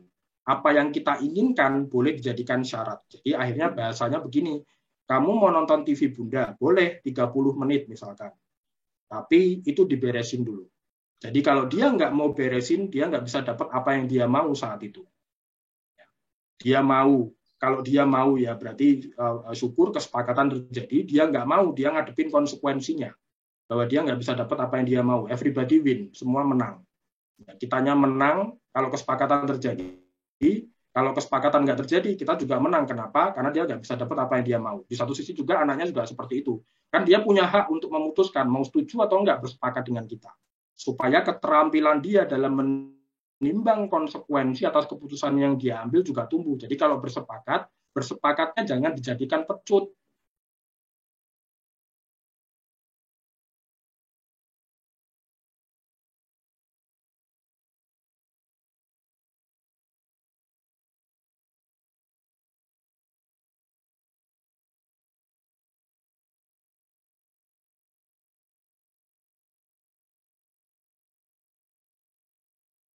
Atau anaknya malah berstrategi untuk menjajah kita supaya dia dapat TV-nya gratis tanpa usaha. Jadi kita bersepakat seperti itu, kamu mau begini enggak, ya sudah, kan kamu yang rugi, kan kamu yang butuh untuk nonton TV-nya. Sehingga anaknya juga punya pertimbangan, oh kalau aku mau dapat apa yang aku inginkan, konsekuensinya aku perlu jalani syarat yang bundaku ajukan. Kalau aku nggak jalani syarat yang bundaku ajukan, konsekuensinya aku nggak dapat apa yang aku inginkan. Ya izinkan dia memutuskan, supaya dia punya kemampuan untuk mempertimbangkan konsekuensi atas keputusan yang dia ambil. Dalam konteks ini kan pasti terjadi hal seperti itu. Nah, bersepakat ini juga untuk membantu anak kita untuk belajar kompromi. Karena nanti lama-lama dia akan belajar, oh kalau aku punya kepentingan, ternyata bisa aja orang lain juga punya kepentingan, apalagi kepentinganku melibatkan orang lain. Dia kepingin fasilitas dari kita, TV, gadget, dan lain-lain itu kan milik kita semua gitu kan. Nah, di satu sisi bisa aja orang lain punya kepentingan. Jadi aku nggak bisa nih asal maksa orang lain. Aku nggak bisa asal kepentinganku aja yang selalu dipenuhi. Aku mesti kompromi dulu, mesti bersepakat dulu dengan orang lain. Gitu ya. Ini yang akhirnya membantu anak kita belajar untuk memahami kepentingan orang lain juga. Dan ini yang juga membantu anak untuk lama-lama berpikir tadi tentang perlu versus nggak perlu. Ya, karena biasanya ada pertanyaan, Pak, kapan anak bisa berpikir perlu versus nggak perlu? Secara umum mereka siap kalau mereka sudah bisa berpikir logika di usia 7-8 tahun ke atas. Gitu ya. Tapi apakah kalau logikanya udah siap otomatis secara mental sanggup berpikir perlu versus nggak perlu? Belum tentu. Belum tentu, apalagi kalau nggak pernah dilatih sejak kecil, apalagi kalau selalu dituruti maunya sejak kecil, nanti kesanggupan berpikir perlu versus nggak perlunya bisa molor sampai dia gede. Kan ada kan orang-orang di sekitar kita yang udah gede usianya, ya itu kan masih mikirnya hanya enaknya aja, nggak bisa mikir perlu versus nggak perlu, kan ada.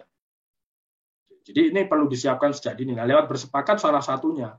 Nah, jadi dia nanti akan belajar, oh ternyata kalau aku kepingin sesuatu yang aku suka, aku yang kepingin, entah itu gadget, makanan, jajanan dia, dan lain-lain, boleh-boleh aja, asal aku selesaikan dulu apa yang penting, apa yang perlu.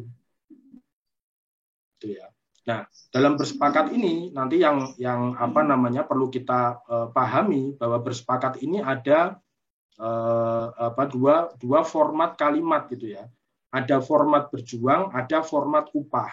Nah, upayakan kalau bersepakat itu pakai format berjuang, bukan format upah.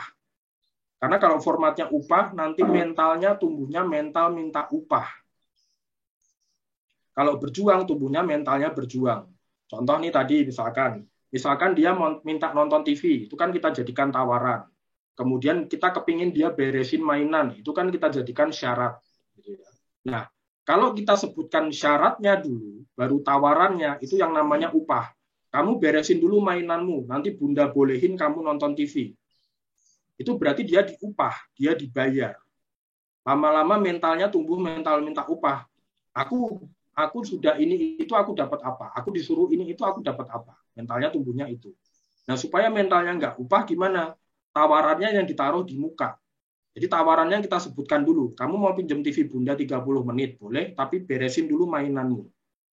Jadi dia yang bayar kita, dia yang usaha. Kalau aku mau dapat itu, aku mesti ngapain dulu nih? Aku mesti usaha apa dulu? Aku mesti melakukan apa dulu? Karena kenapa format berjuang ini penting? Karena konsep ini akan kita gunakan dalam belajar berjuang nantinya. Ya, nanti ketika dia belajar berjuang kepingin A, kepingin X, kepingin beli ini, kepingin beli itu, kan kita bisa ucap, kalau kamu mau itu, kamu boleh, tapi nabung dulu. Sampai sekian misalkan, sisanya baru Bunda bantu. Atau kalau bicara cita-cita, konsep yang sama akan kita gunakan. Aku kepingin nanti cita-citanya kalau gede jadi X. Oh, kalau kamu mau jadi X, kira-kira usaha apa yang mesti kamu lakukan dulu? Keterampilan apa yang mesti kamu kuasai?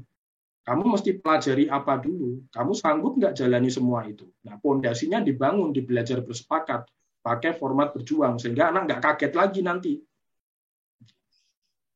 Ya, jadi apa namanya, kalau mau bikin anak setuju, salah satunya bisa dengan cara dibikin bersepakat. Nah, kemudian yang berikutnya adalah kalau dibikin butuh cara yang lainnya, yaitu selain bersepakat, yaitu dibikin memilih. Kalau dibikin memilih, berarti kita ajukan pilihan kepada anak kita. Pilihan itu ada macam-macam. Ada pilihan enak versus nggak enak.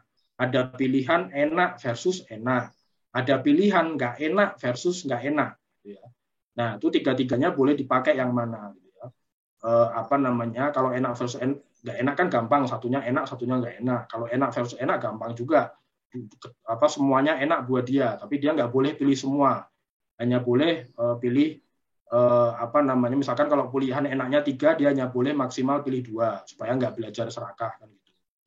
Nah, atau pilihan nggak enak sama nggak enak itu juga penting supaya anak belajar bahwa nggak, kadang-kadang pilihan yang dia hadapin nggak semuanya enak.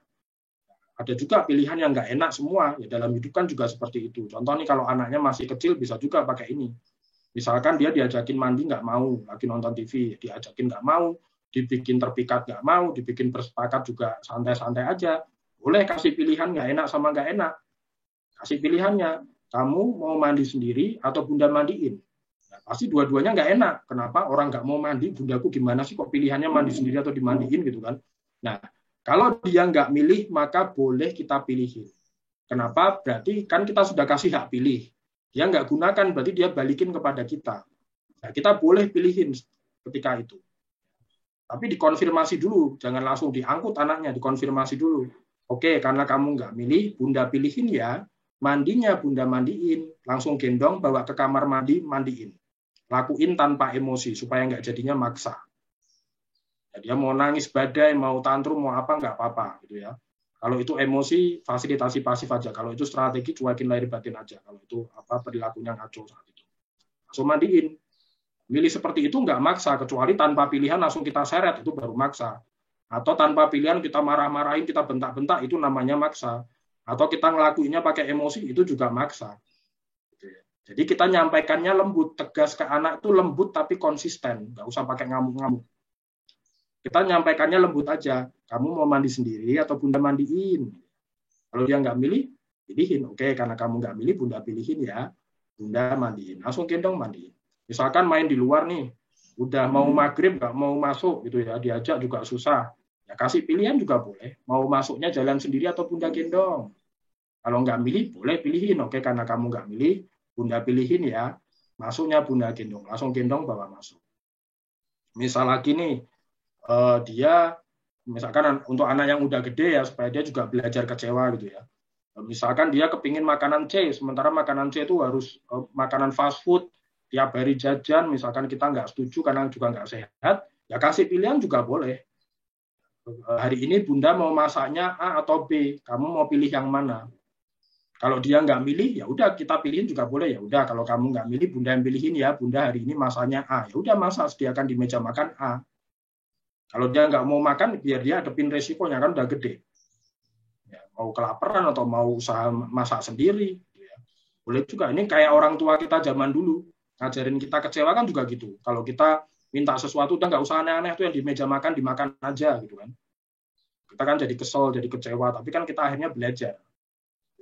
Nah sama, tapi ini dikemas, jadi dikasih pilihan anaknya supaya dia punya jalan keluar. Dia mau ngambil keputusan apa? Nggak ngambil keputusan pun ada resikonya. Jadi ini juga membantu anak kita untuk belajar supaya dia belajar bahwa kalau nggak ngambil keputusan, ternyata keputusan itu bisa diambil sama orang lain dan itu juga nggak enak gitu. Supaya dia juga usaha. Nah, memilih mana yang enak di antara yang nggak enak. Jadi kalau dia milih sambil bete, ya kitanya jangan marah juga. Ya udah deh, aku mandi sendiri, tapi sambil bete gitu ya, masuk kamar mandi yang nggak apa-apa, yang penting tuntas. Setelah itu kita apresiasi, makasih ya Kak, udah mau mandi sendiri, Bunda bangga jadi bundamu. Nah, itu yang perlu kita kuatkan. Itu ya. Misalkan lagi dia pinjem gadget gitu ya, udah jatahnya selesai nggak mau balikin. Kita mau pakai gadgetnya, kita kasih pilihan juga boleh. Gadgetnya mau kamu balikin sendiri atau Bunda ambil dari tanganmu. Kalau dia nggak milih, boleh pilihin. Oke, karena kamu nggak milih, Bunda pilihin ya. Bunda ambil dari tanganmu. Pegang, ambil. Lakuin tanpa emosi. Ya. Apalagi kalau itu gadgetnya kita. Kalau gadgetnya milik dia, nggak bisa ya. Tapi kalau itu gadgetnya milik kita, nggak masalah kita seperti itu. Itu ya teman-teman. Jadi tadi kita udah bahas soal mengelola diri sendiri, nafas secara sadar, kemudian menyalurkan emosi yang aman-aman. Kita juga bahas soal belajar kecewa, bahas juga soal ego kita dan pemicunya. Yang terakhir kita membahas bagaimana caranya membuat anak setuju tanpa kita harus adu menang dengan dia. Itu ya. Nanti selanjutnya kita bisa tanya jawab. Saya ucap terima kasih sudah bisa menyampaikan materi ini. Selebihnya saya mohon maaf tadi kalau ada kesalahan dalam penyampaian. Saya kembalikan ke Feby ya. Terima kasih. Oke, terima kasih Mas Angga. Masya Allah, banyak sekali ilmunya. Dan banyak banget yang udah nanya. Mostly hampir 25 pertanyaan. Baru tim aku ini lagi koordinasi di grup sampai pada bingung milihnya pertanyaan. 25 pertanyaan, tapi kayaknya kita nggak bisa jawab semua ya Mas Angga ya. Jadi ini tim udah random pilih. Karena ada beberapa juga yang mirip ya. Penyamannya ya. Oke. Kita kasih reward buat yang pertama nanya dulu ya. Yang selanjutnya baru pilihan tim di random. Kita kasih untuk pertanyaannya Mbak Rina. Saya Rina, anak usia 5 tahun perempuan, kalau lagi emosi itu teriak dan kadang-kadang suka pukul-pukul. Apakah kita biarkan atau gimana cara menenangkannya tanpa minta si anak untuk diam? Ya, oke. Terima kasih Rina pertanyaannya. Mas, Pit dulu, boleh nggak? Tadi kan benar ada pernyataannya Mas Angga yang bilang, jadi anak yang sudah belajar kecewa itu bukan tidak bisa merasakan kecewa gitu ya, tapi merespon rasa kecewa dengan lebih baik. Itu sudah terbukti sama anakku Denis gitu ya. Jadi sebelum aku konsultasi sama Mas Angga itu, anakku tuh kayak kalau kecewa tuh bisa kayak nangis teriak karena tenaganya gede banget walaupun dia masih umur 4 tahun gitu ya. Gitu ya, heboh deh rumah pokoknya ya. Terus begitu sudah diajarkan kecewa segala macam, walaupun prosesnya agak berat gitu ya, 4 hari tapi berat. Tiba-tiba sekarang kalau dia kecewa, dia reaksinya seperti ini. Memang dia pasti akan kecewa, tapi beda reaksi. Reaksinya cuma gini, gitu. Dia cuma, gitu. Jadi kayak kayak kartun. Terus aku ngeliatnya ketawa, tapi itu nggak kita ajarin. Tiba-tiba tuh dia kayak gitu. Jadi benar-benar reaksinya yang jauh lebih baik, tapi dia tetap bisa merasakan kecewa gitu. Jadi mudah-mudahan juga Ibu Rina nanti bisa mempraktekkan apa yang dikatakan Mas Angga ya. Oke, gimana nih kalau anaknya emosi teriak-teriak dan suka pukul-pukul gitu? Ya, ya, oke. Ya, makasih pertanyaannya Rina. Jadi ini kita belajar tentang perilaku anak gitu ya. Jadi perilaku yang kita lihat dari anak kita, ini agak panjang nggak apa-apa ya, tapi ini memang apa namanya nanti bisa untuk teman-teman semua. Betul. Jadi perilaku yang kita lihat dari anak kita itu tampilan perilakunya, wujud saja di mata kita. Yang perlu kita periksa itu adalah energi dia itu apa, karena perilaku digerakkan sama energi dalam diri anak kita.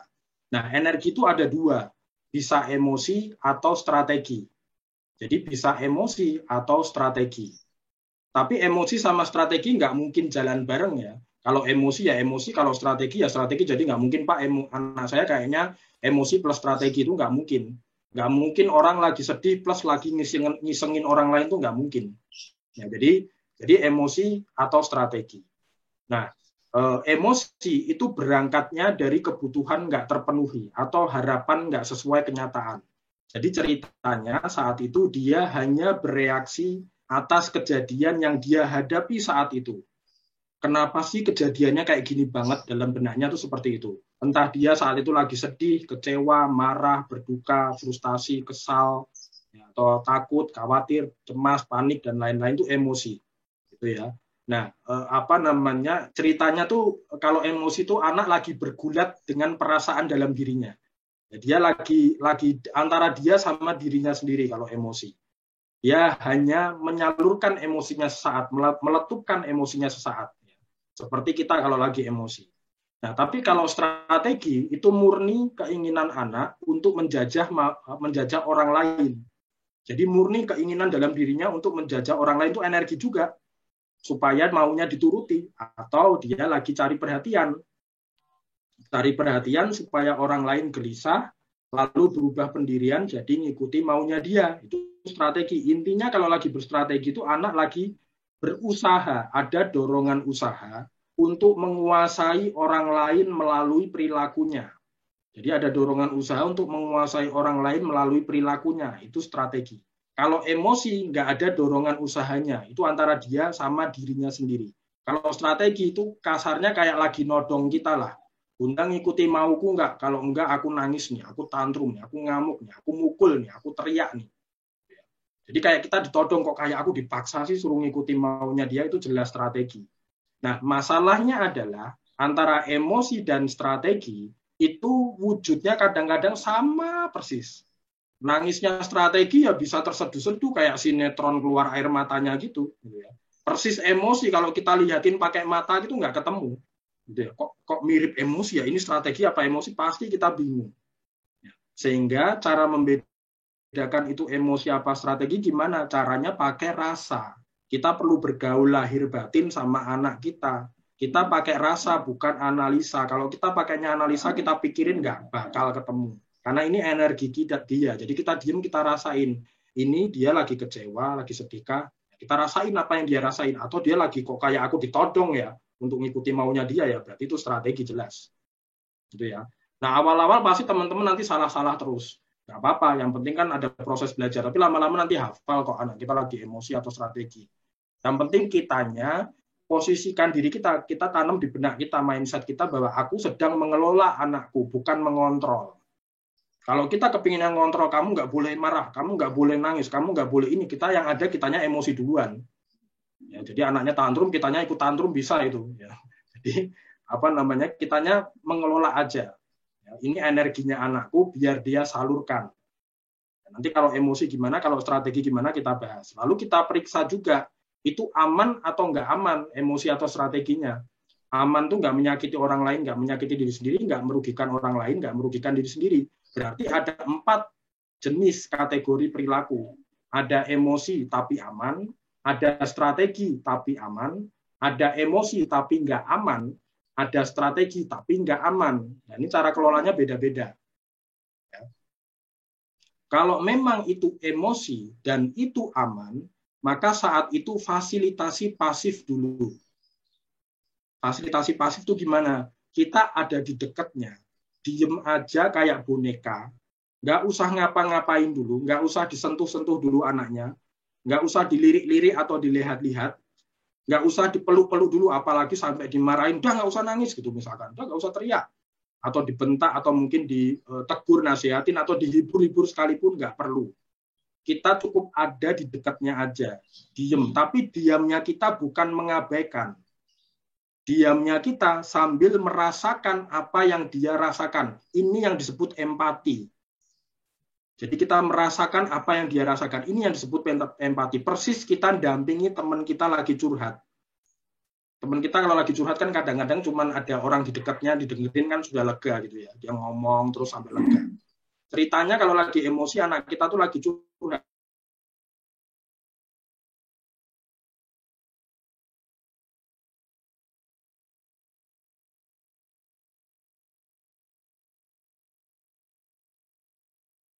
Ada kok di sini buat aku saat aku lagi nggak baik-baik aja. Nanti kalau emosinya udah lega, dia udah plong, ya, kemudian udah reda perilakunya, kita rasakan dia udah lega, baru kita ajak ngobrol boleh. Karena ngobrol itu kerja kepala, emosi itu kerja hati. Kalau hatinya lagi kacau, diajak ngobrol juga percuma. Ya kayak kita lagi marah, kalau diajak ngobrol kan bisa makin marah. Jadi izinkan hatinya yang kacau itu beres dulu. Baru setelah itu kita ajak ngobrol. Tadi kenapa? Kalau kita nggak lihat kejadiannya misalkan. Sekarang udah lega atau belum? Terus apa namanya? Tadi kamu apa yang kamu rasain? Sedihkah? Kecewakah? Marahkah? Misalkan seperti itu. Supaya dia kenal sama perasaan dia, namanya ini apa aja.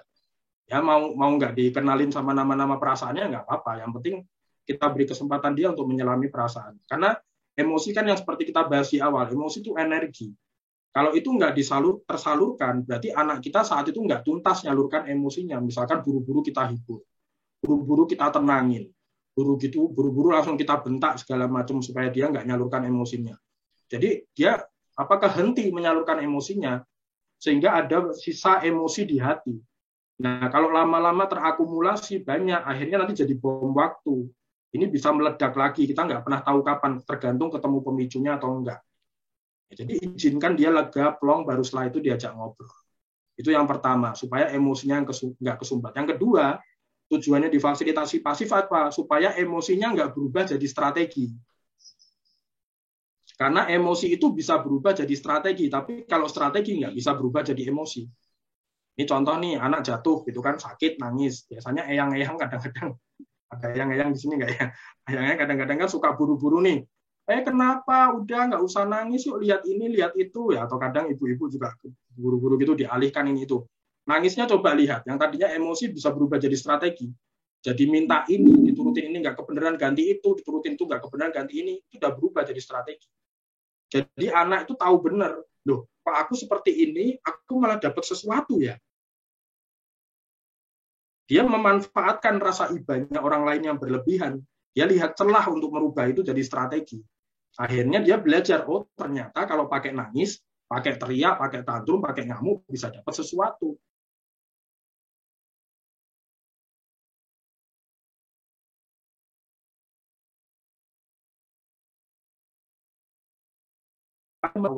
Jadi ada kesempatan bagi dia untuk menyelami perasaannya, sehingga dia kenal, oh ini toh rasanya sedih tuh kayak gini.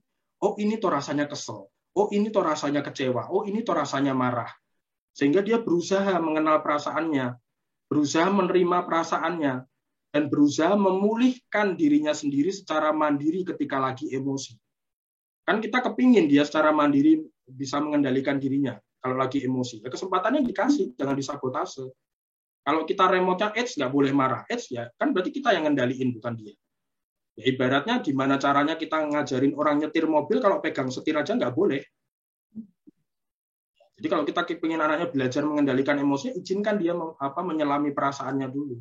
Kenal, kemudian dia nerima perasaannya, baru kemudian dia pulihkan dengan disalurkan itu emosinya sampai tuntas.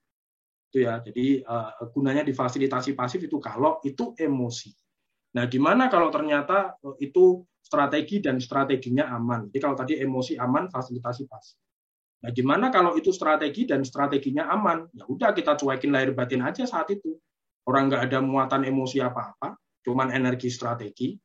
Karena kalau itu strategi masih kita tanggepin, kita marahin lah, kita bentak lah, kita tegur, kita nasihatin, kita hibur-hibur, anaknya juga nggak peduli. Yang dia tahu, oh aku direspon, aku dapat reaksi, respon bagi dia sama dengan perhatian, perhatian sama dengan enak, sehingga malah makin sering dia ulang-ulang. Karena dia tahu itu efektif untuk dapat perhatian.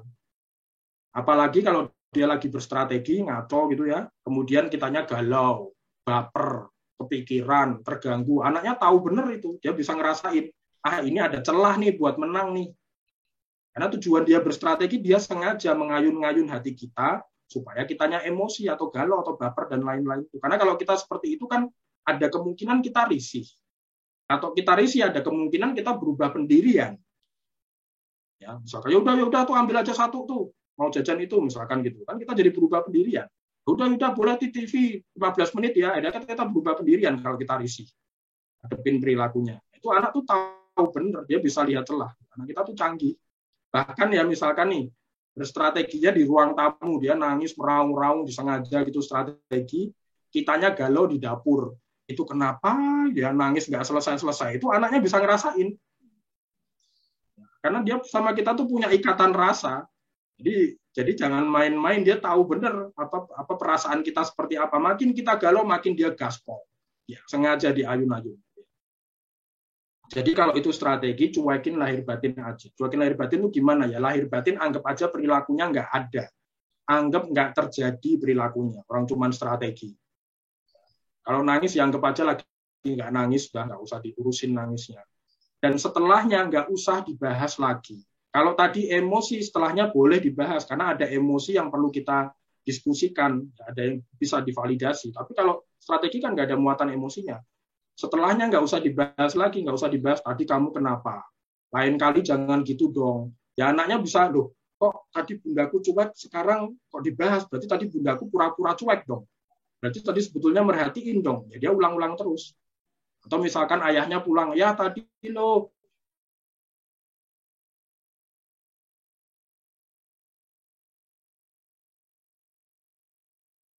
bundaku merhatiin tuh sebetulnya tuh. Ya ulang-ulang terus perilaku itu. Jadi kalau itu strategi dan aman, udah cuekin lahir batin aja. Anggap nggak ada. Nggak usah dibahas lagi setelahnya sampai kapanpun. Kalau mau bahas sama orang lain, ya jangan di depan anaknya. Dan orang yang kita ajak bahas, ya jangan nanya ke anaknya gitu ya. Nanti tahu-tahu dibahas di belakang, ayahnya nyamperin anaknya, tadi kamu nangis ya, kamu teriak-teriak, loh kok ayah tahu dari mana ini gitu kan. Ya, dari mana lagi kalau bukan dari bundanya yang ada di situ sama dia. Ya. Itu kalau itu strategi dan itu aman. Nah, gimana kalau nggak aman? Ini kan ada mukulnya ya di pertanyaan ini.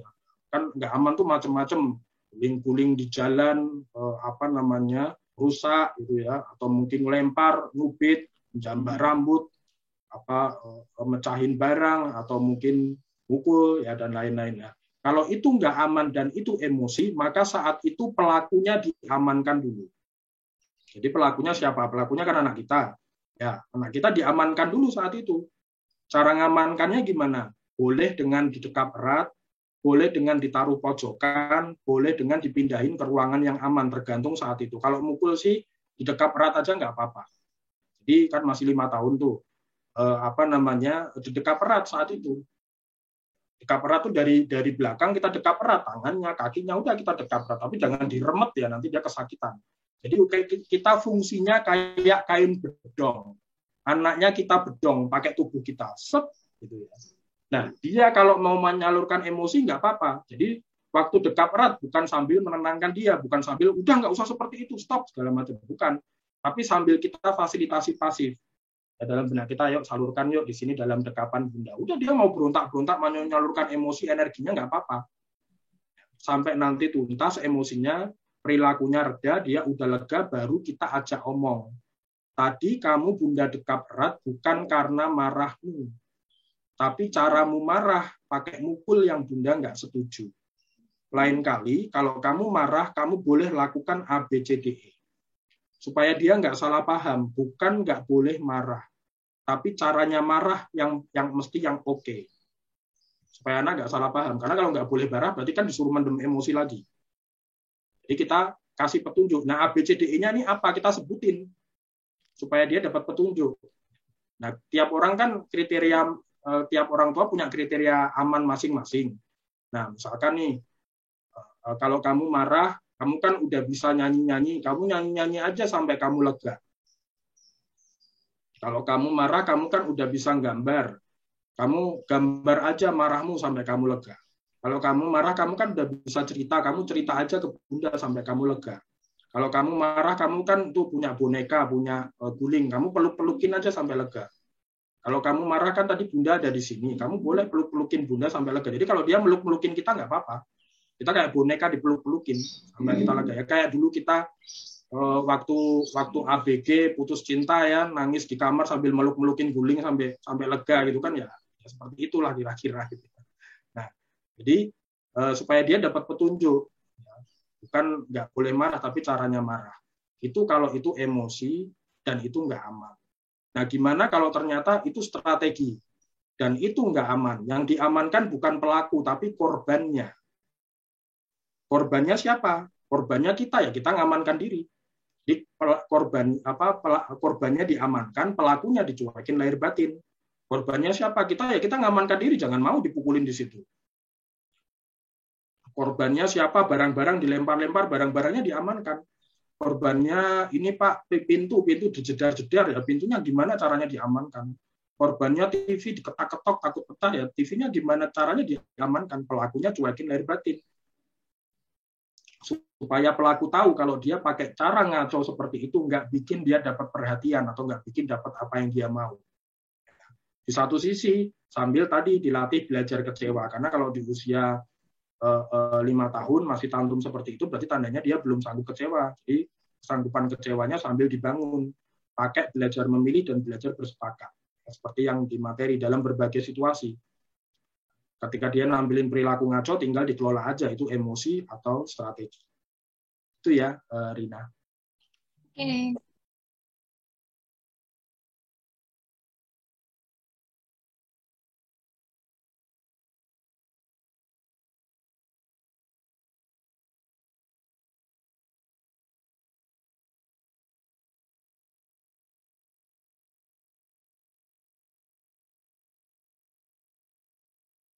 Tua, gimana cara, oh ini anaknya ini lagi emosi beneran nih, oh ini anak ini strategi nih gitu. Jadi ternyata kita akan bisa membedakan emosi atau strategi nih anak ini kalau kita udah coba dan kayak berusaha untuk connect nih, apa ya ini emosi apa. Jadi percayalah kalau naluri ibu tidak akan salah gitu. Jadi kita harus percaya diri dengan naluri kita sendiri untuk mengetahui ini anak kita lagi emosi atau strategi ya gitu.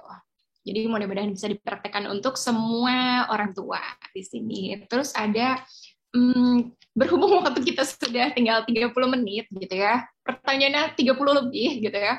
Jadi ini permisi maaf banget tim yang random ya. Jadi bukan aku yang random, takutnya nanti kok pertanyaanku nggak dijawab gitu ya. Jadi tapi nanti insya Allah saat materi dibagikan, materi PDF-nya nanti kalau udah dibaca full, dibaca dengan sungguh-sungguh, itu semua jawaban pertanyaan di sini sebenarnya ada di situ semua gitu. Jadi ini pertanyaan kedua dari Patricia Oktalania. Sekali lagi kita random ya, pertanyaannya kita random. Bukan saya yang random juga, tim, maaf. Jadi bukan saya aplikasi tapi tim yang random. Halo, saya Oktalina 3638. Saya mau bertanya dari anak lahir sampai sekarang usia 2 tahun. Saya urus sendiri anak saya tanpa bantuan babysitter atau mertua. Sekarang ketika anak 2 tahun berencana mau kembali kerja, gimana caranya untuk bisa memberikan pemahaman kepada anak supaya anak mau mengerti kalau ibunya mau kerja, karena setiap ditanya boleh nggak saya kerja, jawaban anak selalu bilang tidak. Oh pasti, pasti semua anak nggak memperbolehkan ibunya berangkat. Di sisi lain pun saya berat untuk menitipkan anak saya ke rumah saudara karena dari lahir sampai sekarang anak saya selalu dalam pengawasan dan didikan saya. Jadi gimana caranya supaya anaknya ikhlas dan semangat waktu ibunya mau kerja gitu ya. Ya, oke, Patricia. Oh, Iya, Patricia namanya. Itu Patricia nama ya. Instagramnya. Mas Angga. Ya, oke Patricia. Jadi sebetulnya bukan pemahaman yang dibangun. Anak usia segitu kan dia masih belajarnya kan pola, belum belajar konsep lewat nasihat. Jadi ya kalau memang mau berangkat kerja ya udah disonding aja. Soal anaknya mau apa nerima atau enggak itu kan nanti kan terjadinya lewat apa pola yang diulang-ulang tiap hari ketika Patricia nanti berangkat kerja ya. Persis seperti kita ninggal anak kita ke sekolahan. Ya, yang namanya anak yang dibutuhin orang tuanya selalu nempel ke dia sepanjang waktu kan seperti itu. Ya kepinginnya kan begitu. Tapi kan kita perlu paham juga bahwa semua itu nggak mungkin terjadi. Jadi satu bisa lewat pola yang nanti dibiasakan ya udah sounding aja nanti mulai tanggal sekian nih kalau belum ngerti tanggalan ya diajak coret-coret tiap hari itu di kalender gitu ya. Bunda akan mulai kerja, Bunda kerja dari jam sekian pagi sampai pulangnya jam sekian, nanti setelah jam sekian kita bisa ketemu, bisa main dan lain-lain. Nah, itu kita sounding tiap hari. Nanti ketika hari hanya ya udah, berarti berangkat pamit aja, jangan nggak pamit ya, jangan mengendap-endap atau sembunyi-sembunyi itu juga ngajarin perilaku yang nggak oke. Ya. Kita kan kepingin bangunnya budaya pamit, jadi pamit aja setiap kali. Seperti kalau kita pamit ninggal anak kita di sekolah. Nah nanti kan dia kan pasti akan yang namanya tantrum lah, ngamuk atau nangis, teriak-teriak dan lain-lain. Nah itu yang orang yang memang kita percaya untuk dititipin itu boleh diajarkan tadi tentang emosi atau strategi tadi. Itu ya kita boleh ajarin tentang itu emosi apa strategi nangisnya. Jadi perlakuin sesuai jenisnya supaya yang dititipin juga nggak kewalahan. Kan itu juga membedakan emosi strategi itu mempermudah hidup kita juga. Jadi kita nggak terlalu masuk ke dramanya anak kita. Anaknya mau drama ya nggak apa-apa, tapi kitanya nggak perlu ikutan drama, nanti jadi drama berseri kan gitu. Jadi itu untuk apa namanya supaya yang dititipin juga lebih mudah gitu ya. Itu yang pertama. Yang kedua, kesanggupan kecewanya yang dibangun juga. Jadi kesanggupan kecewa itu penting, itu membantu anak kita untuk belajar adaptasi, untuk ngadepin hal-hal yang nggak sulit. Karena yang namanya ditinggal orang tua kerja, ke sekolah gitu ya, apa punya adik gitu, kalau kakak punya adik, kemudian apa namanya bersepakat ini itu kan semua itu seringkali banyak nggak enaknya. Nah untuk sanggup jalani nggak enaknya ya gimana? Ya butuh kesanggupan kecewa. Jadi sambil jalan sambil kesanggupan kecewanya juga dibangun. Cara membangun kesanggupan kecewa itu yang konstruktif. Apalagi anak-anak zaman sekarang ini kenapa saya selalu belajar kecewa itu ya sampai ada yang komplain kenapa sih kok belajar kecewa itu selalu diomongin Pak Angga ya karena itu pondasi yang perlu dimiliki setiap manusia.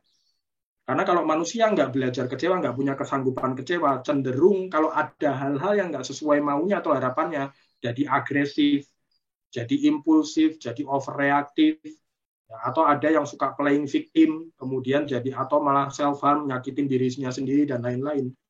Nah, masalahnya anak-anak zaman sekarang ini perlu disengaja belajar kecewanya.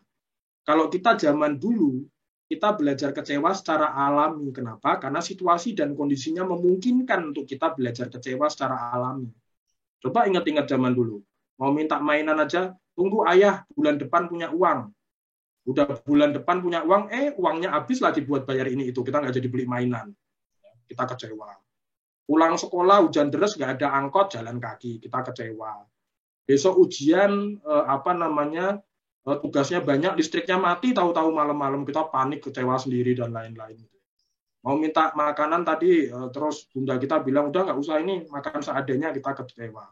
Anak-anak zaman sekarang nggak, udah GoFoodin aja lah, ini segala macam gitu. Kita permudah hidup dia. Kita aja yang dulu belajar kecewa dalam berbagai intensitas sampai sekarang masih belajar kecewa. Apalagi anak-anak zaman sekarang yang hidupnya relatif mudah lah. Kita perlu sengaja, tapi yang konstruktif, yang membangun. Bukan yang destruktif. Kalau destruktif itu ya kita marahin, bentak, pukul, ya dia kecewa sama dirinya sendiri, kecewa sama kita, jadi punya luka batin dan lain-lain. Nah kalau yang konstruktif, itu melalui belajar memilih dan belajar bersepakat. Kenapa? Karena lewat dua situasi belajar itu, anak kita akan ngadepin hal-hal di mana apa yang dia inginkan nggak selalu bisa terwujud begitu aja. Kadang-kadang dia mesti nunggu, kadang-kadang tertunda dapat apa yang dia mau, kadang-kadang bersepakat dulu dengan kita, kadang-kadang usaha dulu, bahkan kadang-kadang gagal dapat apa yang dia mau. Disitulah dia akan belajar kecewa dalam berbagai intensitas sehingga kesanggupan kecewanya tumbuh.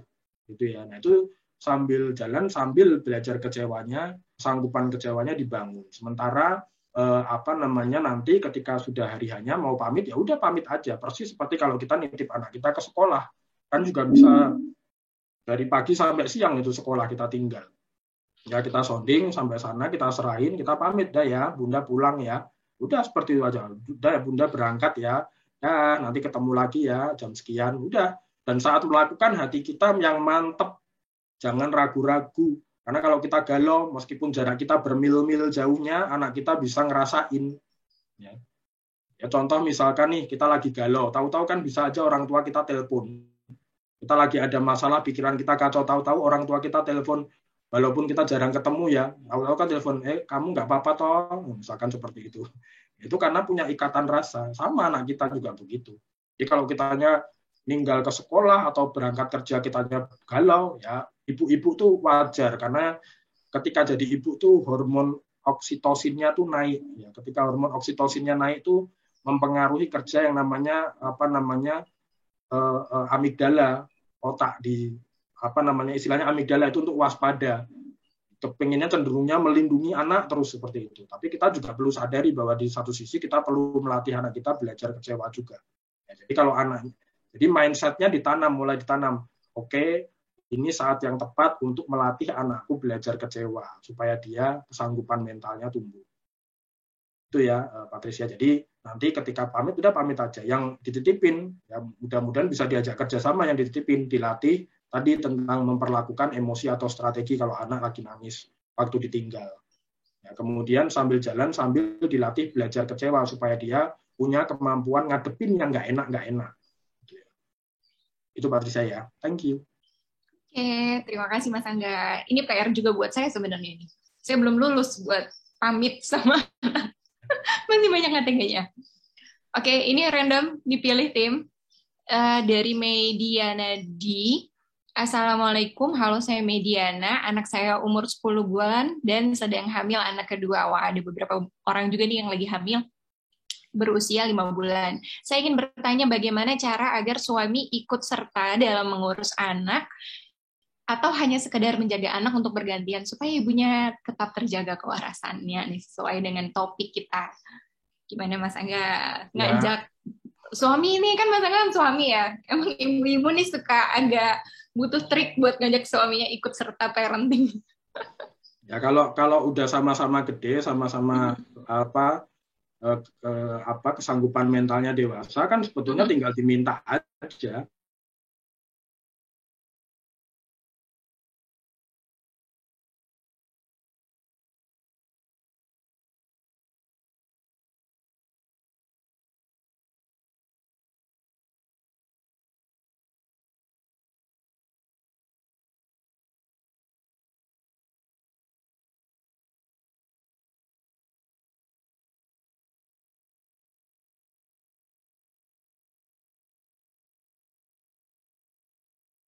Mengikut aku, apakah kita jalani bareng-bareng? Apakah kalau nggak ketemu solusinya, nggak bisa kompromi bersepakat untuk saling setuju, apakah kita mau sepakat untuk nggak sepakat? Sepakat kan nggak harus saling setuju, tapi sepakat untuk nggak sepakat juga boleh. Kecuali kalau mau sepakat untuk saling berantem, berarti kan adu menang. Yes. Jadi tinggal dinyatakan aja keinginannya ke suami. Aku kepingin kalau kamu lagi di rumah, kamu tuh gantiin aku untuk jagain kakak, ya, untuk temani kakak main, untuk nyuapin dia, untuk ini, untuk itu. Aku tahu kamu capek, kamu boleh salurkan dulu capekmu, istirahat dulu atau rehat dulu, rekreasi hati dulu sejenak, setelah itu bantuin aku juga butuh dibantu. Ya udah nyatakan aja. Nanti suami gimana pasangan ya? Apakah dijalani atau enggak? Kalau selalu dikasih tahu seperti itu enggak dijalani kan berarti kan mohon maaf kesanggupan dewasanya dipertanyakan. Bisa jadi dia anak sulung tuh. Jadi ya dinyatakan seperti itu dia. Atau cara lain ya dibikin setuju. Kalau dibikin setuju berarti ya kita perlu punya kewenangan. Masalahnya kalau sama-sama gede kan kewenangannya susah. Kalau dalam hal lain misalkan kan bisa aja, kamu mau nggak aku masakin yang kesukaanmu nih? Kalau mau boleh, tapi si kakak jagain dulu dong. Itu kan berarti kan bersepakat, diajak bersepakat. Jadi sebenarnya caranya sama kayak bersepakat sama anak ya Mas. Cuma bahasanya dikemas dengan beda ya, secara dewasa ya. Iya, ya boleh dikemas jadi bersepakat. Karena kalau udah saling-saling sama gede, kan sebetulnya cukup menyatakan keinginannya aja. Cukup dinyatakan keinginannya. Ya.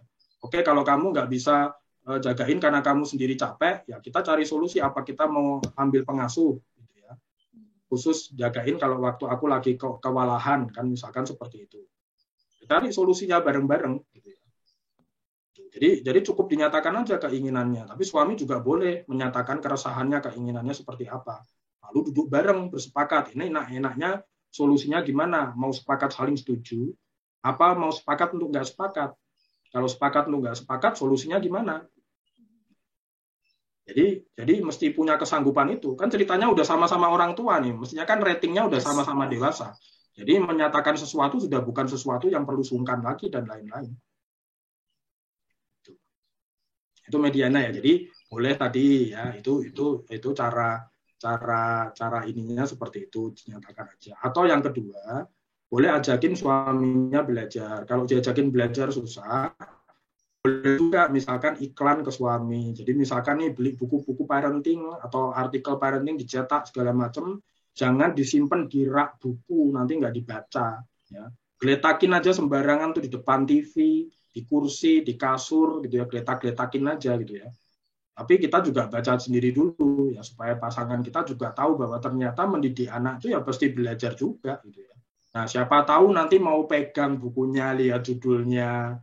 Siapa tahu waktu kita lagi nggak ada mulai buka-buka penasaran ini apa sih gitu kan. Nah, itu caranya iklan ke suami gitu ya. Nah, kalau lagi baca-baca lalu kita lihat jangan ditegur, udah diem aja pura-pura nggak tahu. Kalau ditegur nanti gengsinya muncul lagi. Lah akhirnya baca gitu kan nanti gengsi lagi. Jadi udah diem aja gitu ya. Nanti kalau apa namanya udah baca udah biarin aja nggak apa-apa. Nanti lihat gimana. Minimal kalau nggak mau baca pun akhirnya tahu bahwa mendidik anak ternyata perlu mendidik diri sendiri juga. Gitu. Dan kalau pas suami kebetulan mau dimintai tolong atau kebetulan lagi inisiatif ngajak anaknya main, ajak anaknya berinteraksi atau jagain anaknya, maka itu diapresiasi, dikuatkan dengan dukungan. Makasih ya udah mau main sama anak-anak, aku bangga jadi istrimu. Itu boleh disampaikan.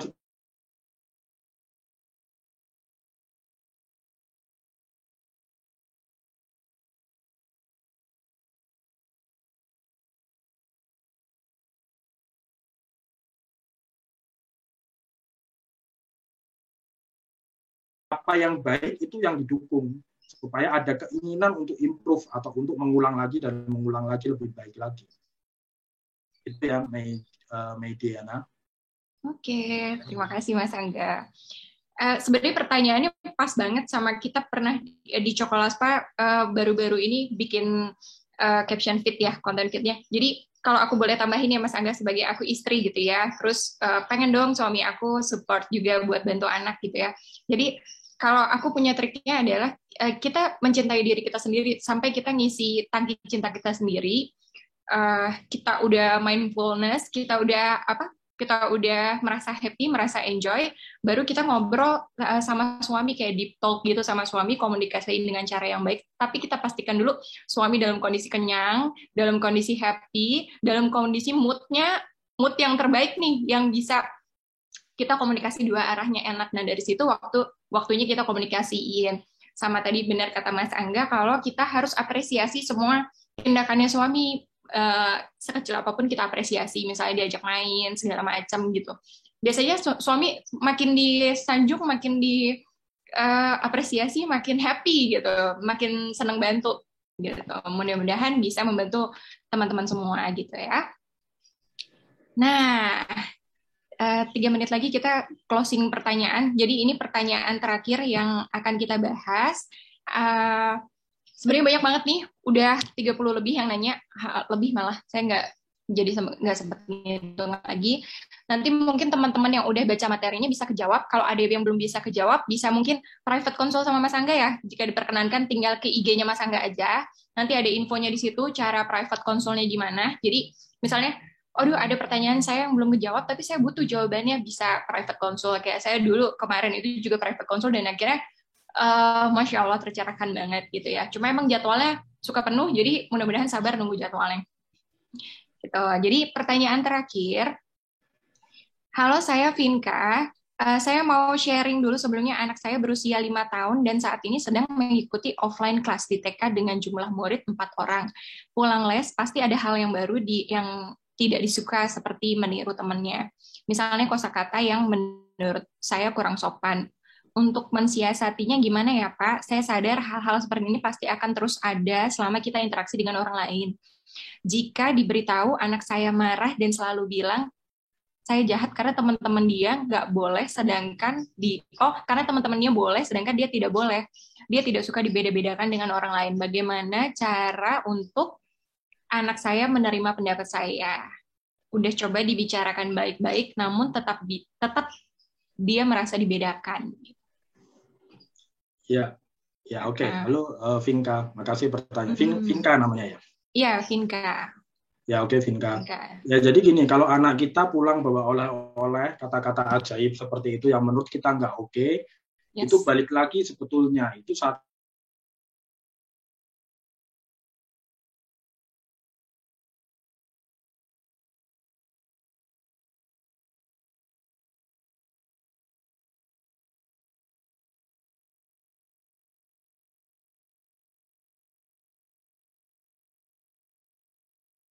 kita senang sama reaksi kita ya, besoknya dia ulang-ulang terus malah nggak selesai-selesai. Dibalik lagi perilaku ngaco itu emosi atau strategi. Kalau itu memang emosi ya udah fasilitasi pasif dulu, mungkin dia marah tapi marahnya pakai cara kata-kata yang nggak oke. Setelah tuntas baru dibahas ya kamu tadi marah ya, kesel ya, lain kali kalau kamu marah kamu boleh caranya seperti ini. Bunda nggak setuju kalau caramu seperti itu boleh. Tapi kalau itu strategi ya cuekin lahir batin aja. Anak kalau nggak dapat reaksi kan lama-lama dia percuma, dia menilai percuma nih pakai cara ini, bundaku nggak bereaksi apa-apa, nggak ngerespon apa-apa gitu ya. Jadi gini, kalau kita kepingin yang tumbuh perilaku baik, maka perilaku baik yang diperhatiin. Nah kita seringkali itu kebalik-balik. Ketika anak kita ngelakuin A-nya itu baik, kitanya diem aja. Misalkan ngelakuin A itu baik, kita diem aja, kita menilai udah aman, nggak usah diapa-apain. Tapi ketika dia ngelakuin B, kitanya hebohnya minta ampun, padahal B itu buruk misalkan. Anaknya kadang nggak tahu itu baik atau buruk. Kan dia belum lahir dengan referensi ini baik, ini buruk. Dia belajarnya lewat perjalanan. Nah, dia belum tahu ini B itu buruk. Kitanya udah heboh duluan, sehingga dia menilai, ternyata untuk mendapat reaksi, pakai yang B. Padahal dia belum tahu kalau B itu buruk. Meskipun kalau dia udah tahu B itu buruk, bisa aja tetap dia ulang-ulang karena dia tahu pakai A percuma, nggak pernah dapat perhatian, nggak pernah dapat reaksi apa-apa. Tapi ketika B, meskipun dia tahu B itu nggak oke, dia bisa aja tetap ulang-ulang karena dia tahu B itu efektif untuk dapat perhatian. Nah ini yang kita sering kebalik-balik. Nah gimana supaya yang A yang tumbuh kalau A itu baik? Ya kalau begitu yang A yang dikasih perhatian supaya itu tumbuh, kita siram dengan perhatian. Caranya gimana? Lewat apresiasi. Apresiasi gimana? Apresiasi itu nggak perlu pujian berlebihan. Kamu ganteng lah, cantik lah, pinter, hebat, dan lain-lain. Cukup ucapan terima kasih aja asal kita tulus, anak itu udah merasa itu diperhatiin. Misalkan, makasih ya Kak, udah mau bicara baik-baik ke Bunda. Makasih ya tadi waktu ngomong, udah mau ngomong, ngucap terima kasih, ngucap minta maaf, ngucap minta tolong, misalkan. Makasih ya tadi pulang sendalmu udah dibalikin kerak sendal. Makasih ya tadi udah mau bantuin Bunda bawa belanjaan, untung ada kamu. Makasih ya tadi udah mau main sama adik dengan aman, Bunda bangga jadi bundanya kakak dan lain. Nah itu hal-hal yang perlu kita lakukan dengan tulus dan hangat. Karena kalau kita lakukan dengan tulus dan hangat, anak-anak merasa bahwa apa yang dilakukan itu diakui, dirinya diakui, dianggap penting, diterima. Dia merasakan dengan konkret, kok enak ya ngelakuin ini. Kalau rasanya nikmat, pasti kepingin dia ulang lagi. Nanti dia ulang lagi, kita apresiasi lagi, dia kepingin ulang lagi. Saking seringnya diulang-ulang, akhirnya itu tumbuh jadi habit atau kebiasaan. Perilaku baiknya itu. Atau bisa aja dia improve. Hal baik apalagi yang bisa aku lakuin. Karena manusia itu secara default pengejar rasa nikmat. Kalau nikmat pasti diulang. Jangankan anak kita juga gitu ya. Kita nemu kopi enak aja kepingin beli lagi. Misalkan di sini bunda-bunda masak gitu ya, terus kemudian suami atau anak, makasih ya Bunda dimasakin, masakannya enak, pasti kan besoknya besok aku masakin lagi atau aku belajar resep baru malah improve, kepingin lebih baik lagi. Sama anak-anak begitu. Jadi kalau kita kepingin perilaku baik yang tumbuh, itu yang dikuatkan dengan apresiasi.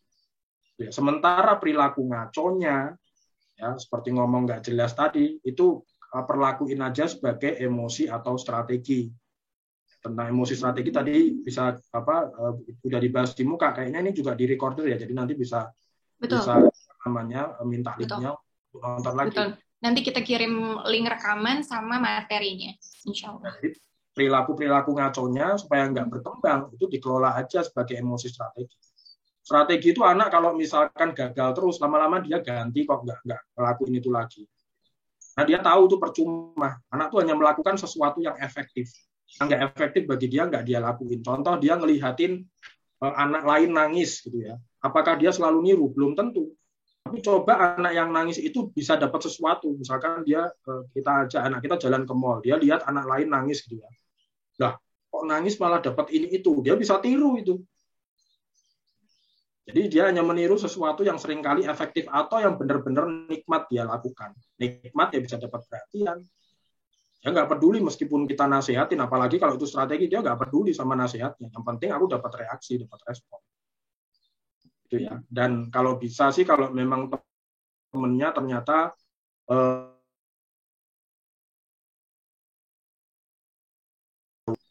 itu juga penting juga gitu. Jadi kita ganti jadwal lesnya atau ganti teman lesnya dan lain. Itu juga sesuatu yang mesti kita perhatikan juga.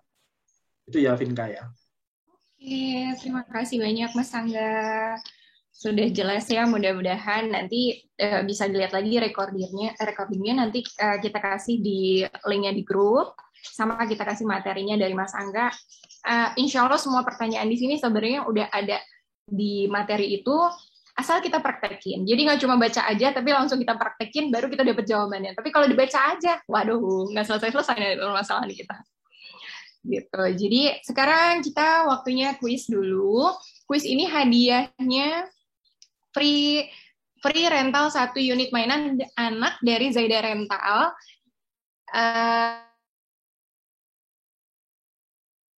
Nah, jadi silakan di-scan barcode yang ada di screen.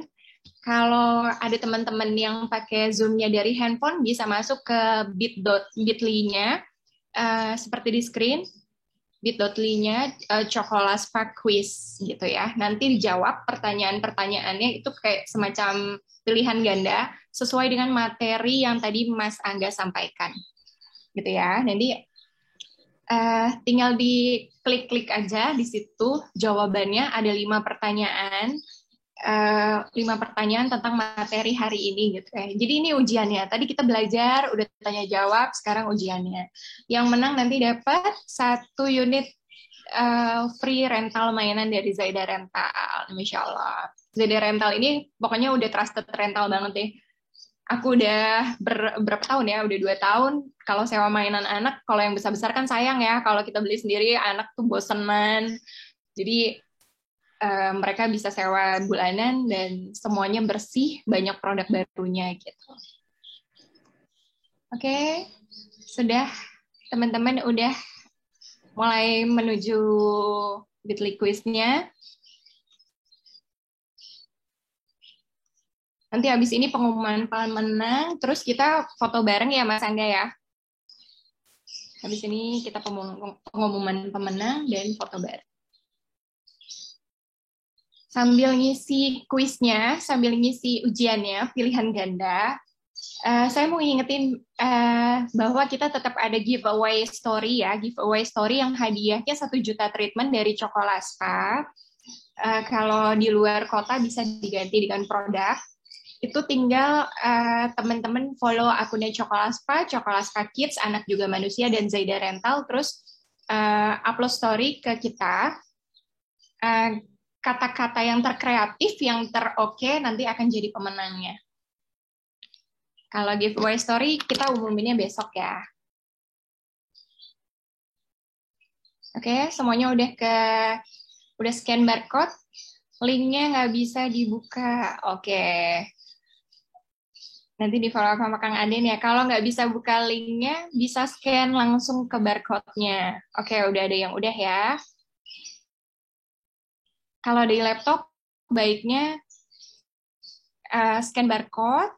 Kalau di handphone, baiknya langsung ke linknya. Kalau belum bisa dibuka, maaf, Anda kurang beruntung. Mudah-mudahan Anda beruntung ya. Biasanya kalau linknya udah lagi banyak yang akses, memang ada kendala pastinya. Gitu.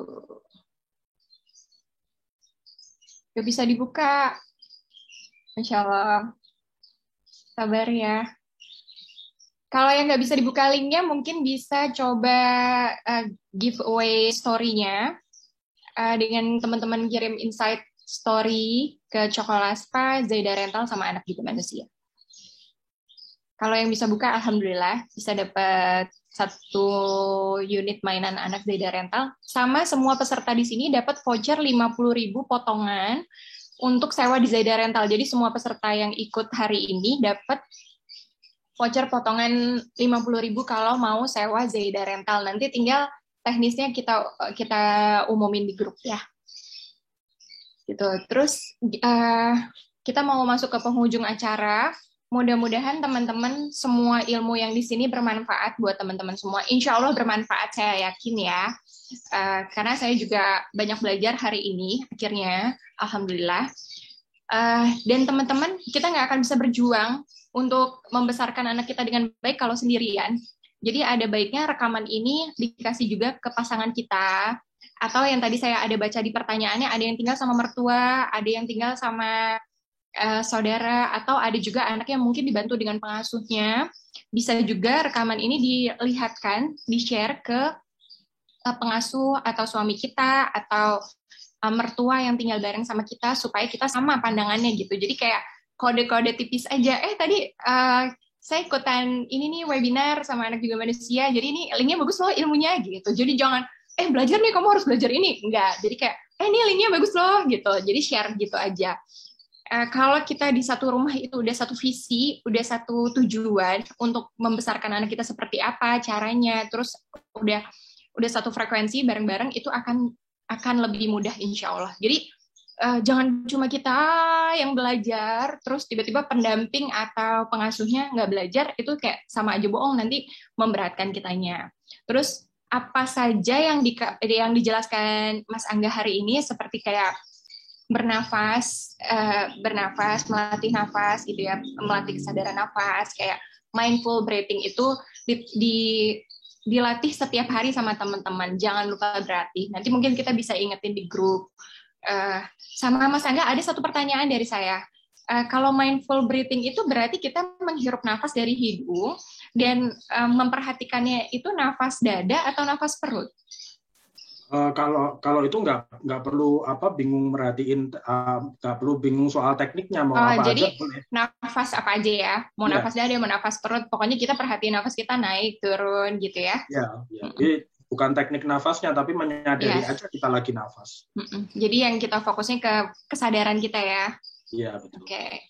Dan itu mungkin harus teman-teman latih setiap hari ya, karena supaya apa ilmu yang kita pelajari saat ini tidak percuma. Latih juga bernegosiasi dengan anak gitu ya. Mudah-mudahan bermanfaat semuanya. Sudah dapat pemenangnya?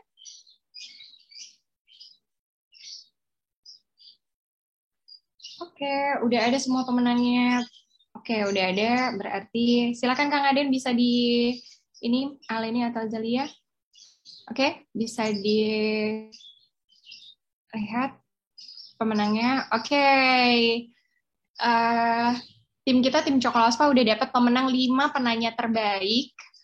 1 Mbak Rina, 2 Oktalania, 3 Mida Malva, 4 Meidina Di, 5 Vinka Anzani, 6 Njanggi. Oke, yang ada 6 ya, 6. Kebanyakan tuh, lebih 1. Ya udah nggak apa-apa. Lebih 1. Ada 6 pemenang penanya terbaik. Yang namanya ada di slide, nanti silakan hubungin admin Aleni di grup, boleh. Pemenang kuis namanya Krisna. Ini Krisna pemenang kuisnya. pemenang giveaway IG Story akan diumumkan besok via grup WhatsApp ya. Jadi nanti kita umumin pemenang giveaway IG Story-nya besok via grup WhatsApp. Pemenang-pemenang yang udah disebutin tadi, yang ada namanya di screen, boleh nanti hubungin Aleni ya. Nah, pemenang kuisnya namanya Krisna, itu kuis yang tercepat dan semuanya benar jawabannya. Wah, Masya Allah. Padahal pertanyaannya lumayan berat.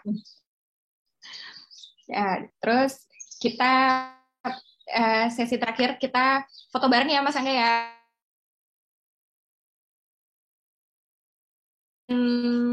Foto, nyalain fotonya. Ini kebetulan ada ibu saya Mas Angga ikutan. Ibu saya ini memang memang mungkin Mas Angga bisa di unmute Kang Aden. Ibu saya dari dulu pecinta seminar, pecinta workshop. Jadi dari dulu zaman saya kecil dari SD, SMP, SMA selalu diajak ibu saya ikut workshop. Beliau ini pembicara juga sebenarnya, tapi pembicara di kesehatan, dokter herbal. Dokter herbal Asia Pasifik. Jadi begitu saya tadi kasih tahu info kita mau bikin acara, langsung. Padahal anaknya udah banyak, anaknya udah punya anak gitu. Tapi tetap mau belajar sama Mas Angga, Masya Allah. Ya luar biasa. Ya dokter rutin ya. Iya dokter rutin. Beliau speaker juga. Tadi saya nanya-nanya dalam hati gitu, kok ada eyang-eyang di sini ya? Iya. Jarang banget soalnya. Iya, jadi saya dari SMP tuh udah dibawa kemana-mana tuh sama ibu saya ikut-ikut workshop beliau isi acara waktu itu. Sekarang giliran istirahat dulu di rumah, tapi tetap belajar via workshop. Mudah-mudahan. Terima kasih banyak. Terima kasih banyak Mas Angga buat ilmunya. Makasih banyak Mama. Makasih banyak juga teman-teman yang udah gabung. Sekarang kita sesi foto. Mudah-mudahan bisa open kamera, yang nggak open nggak apa-apa. Mudah-mudahan yang bisa kita bisa open kamera ya, nanti kita upload di IG. Mungkin Mas Luki bisa dibantu untuk fotonya. Kita foto dengan senyum terbaik. Wah, nanti tiba-tiba ada giveaway ini foto terbaik. Oke, senyum terbaik. Saya hitung sampai 5, pas 5 kita senyum ya. Ada berapa slide ya? Ada berapa slide? Oke. 1, 2, 3, 4, 5 senyum.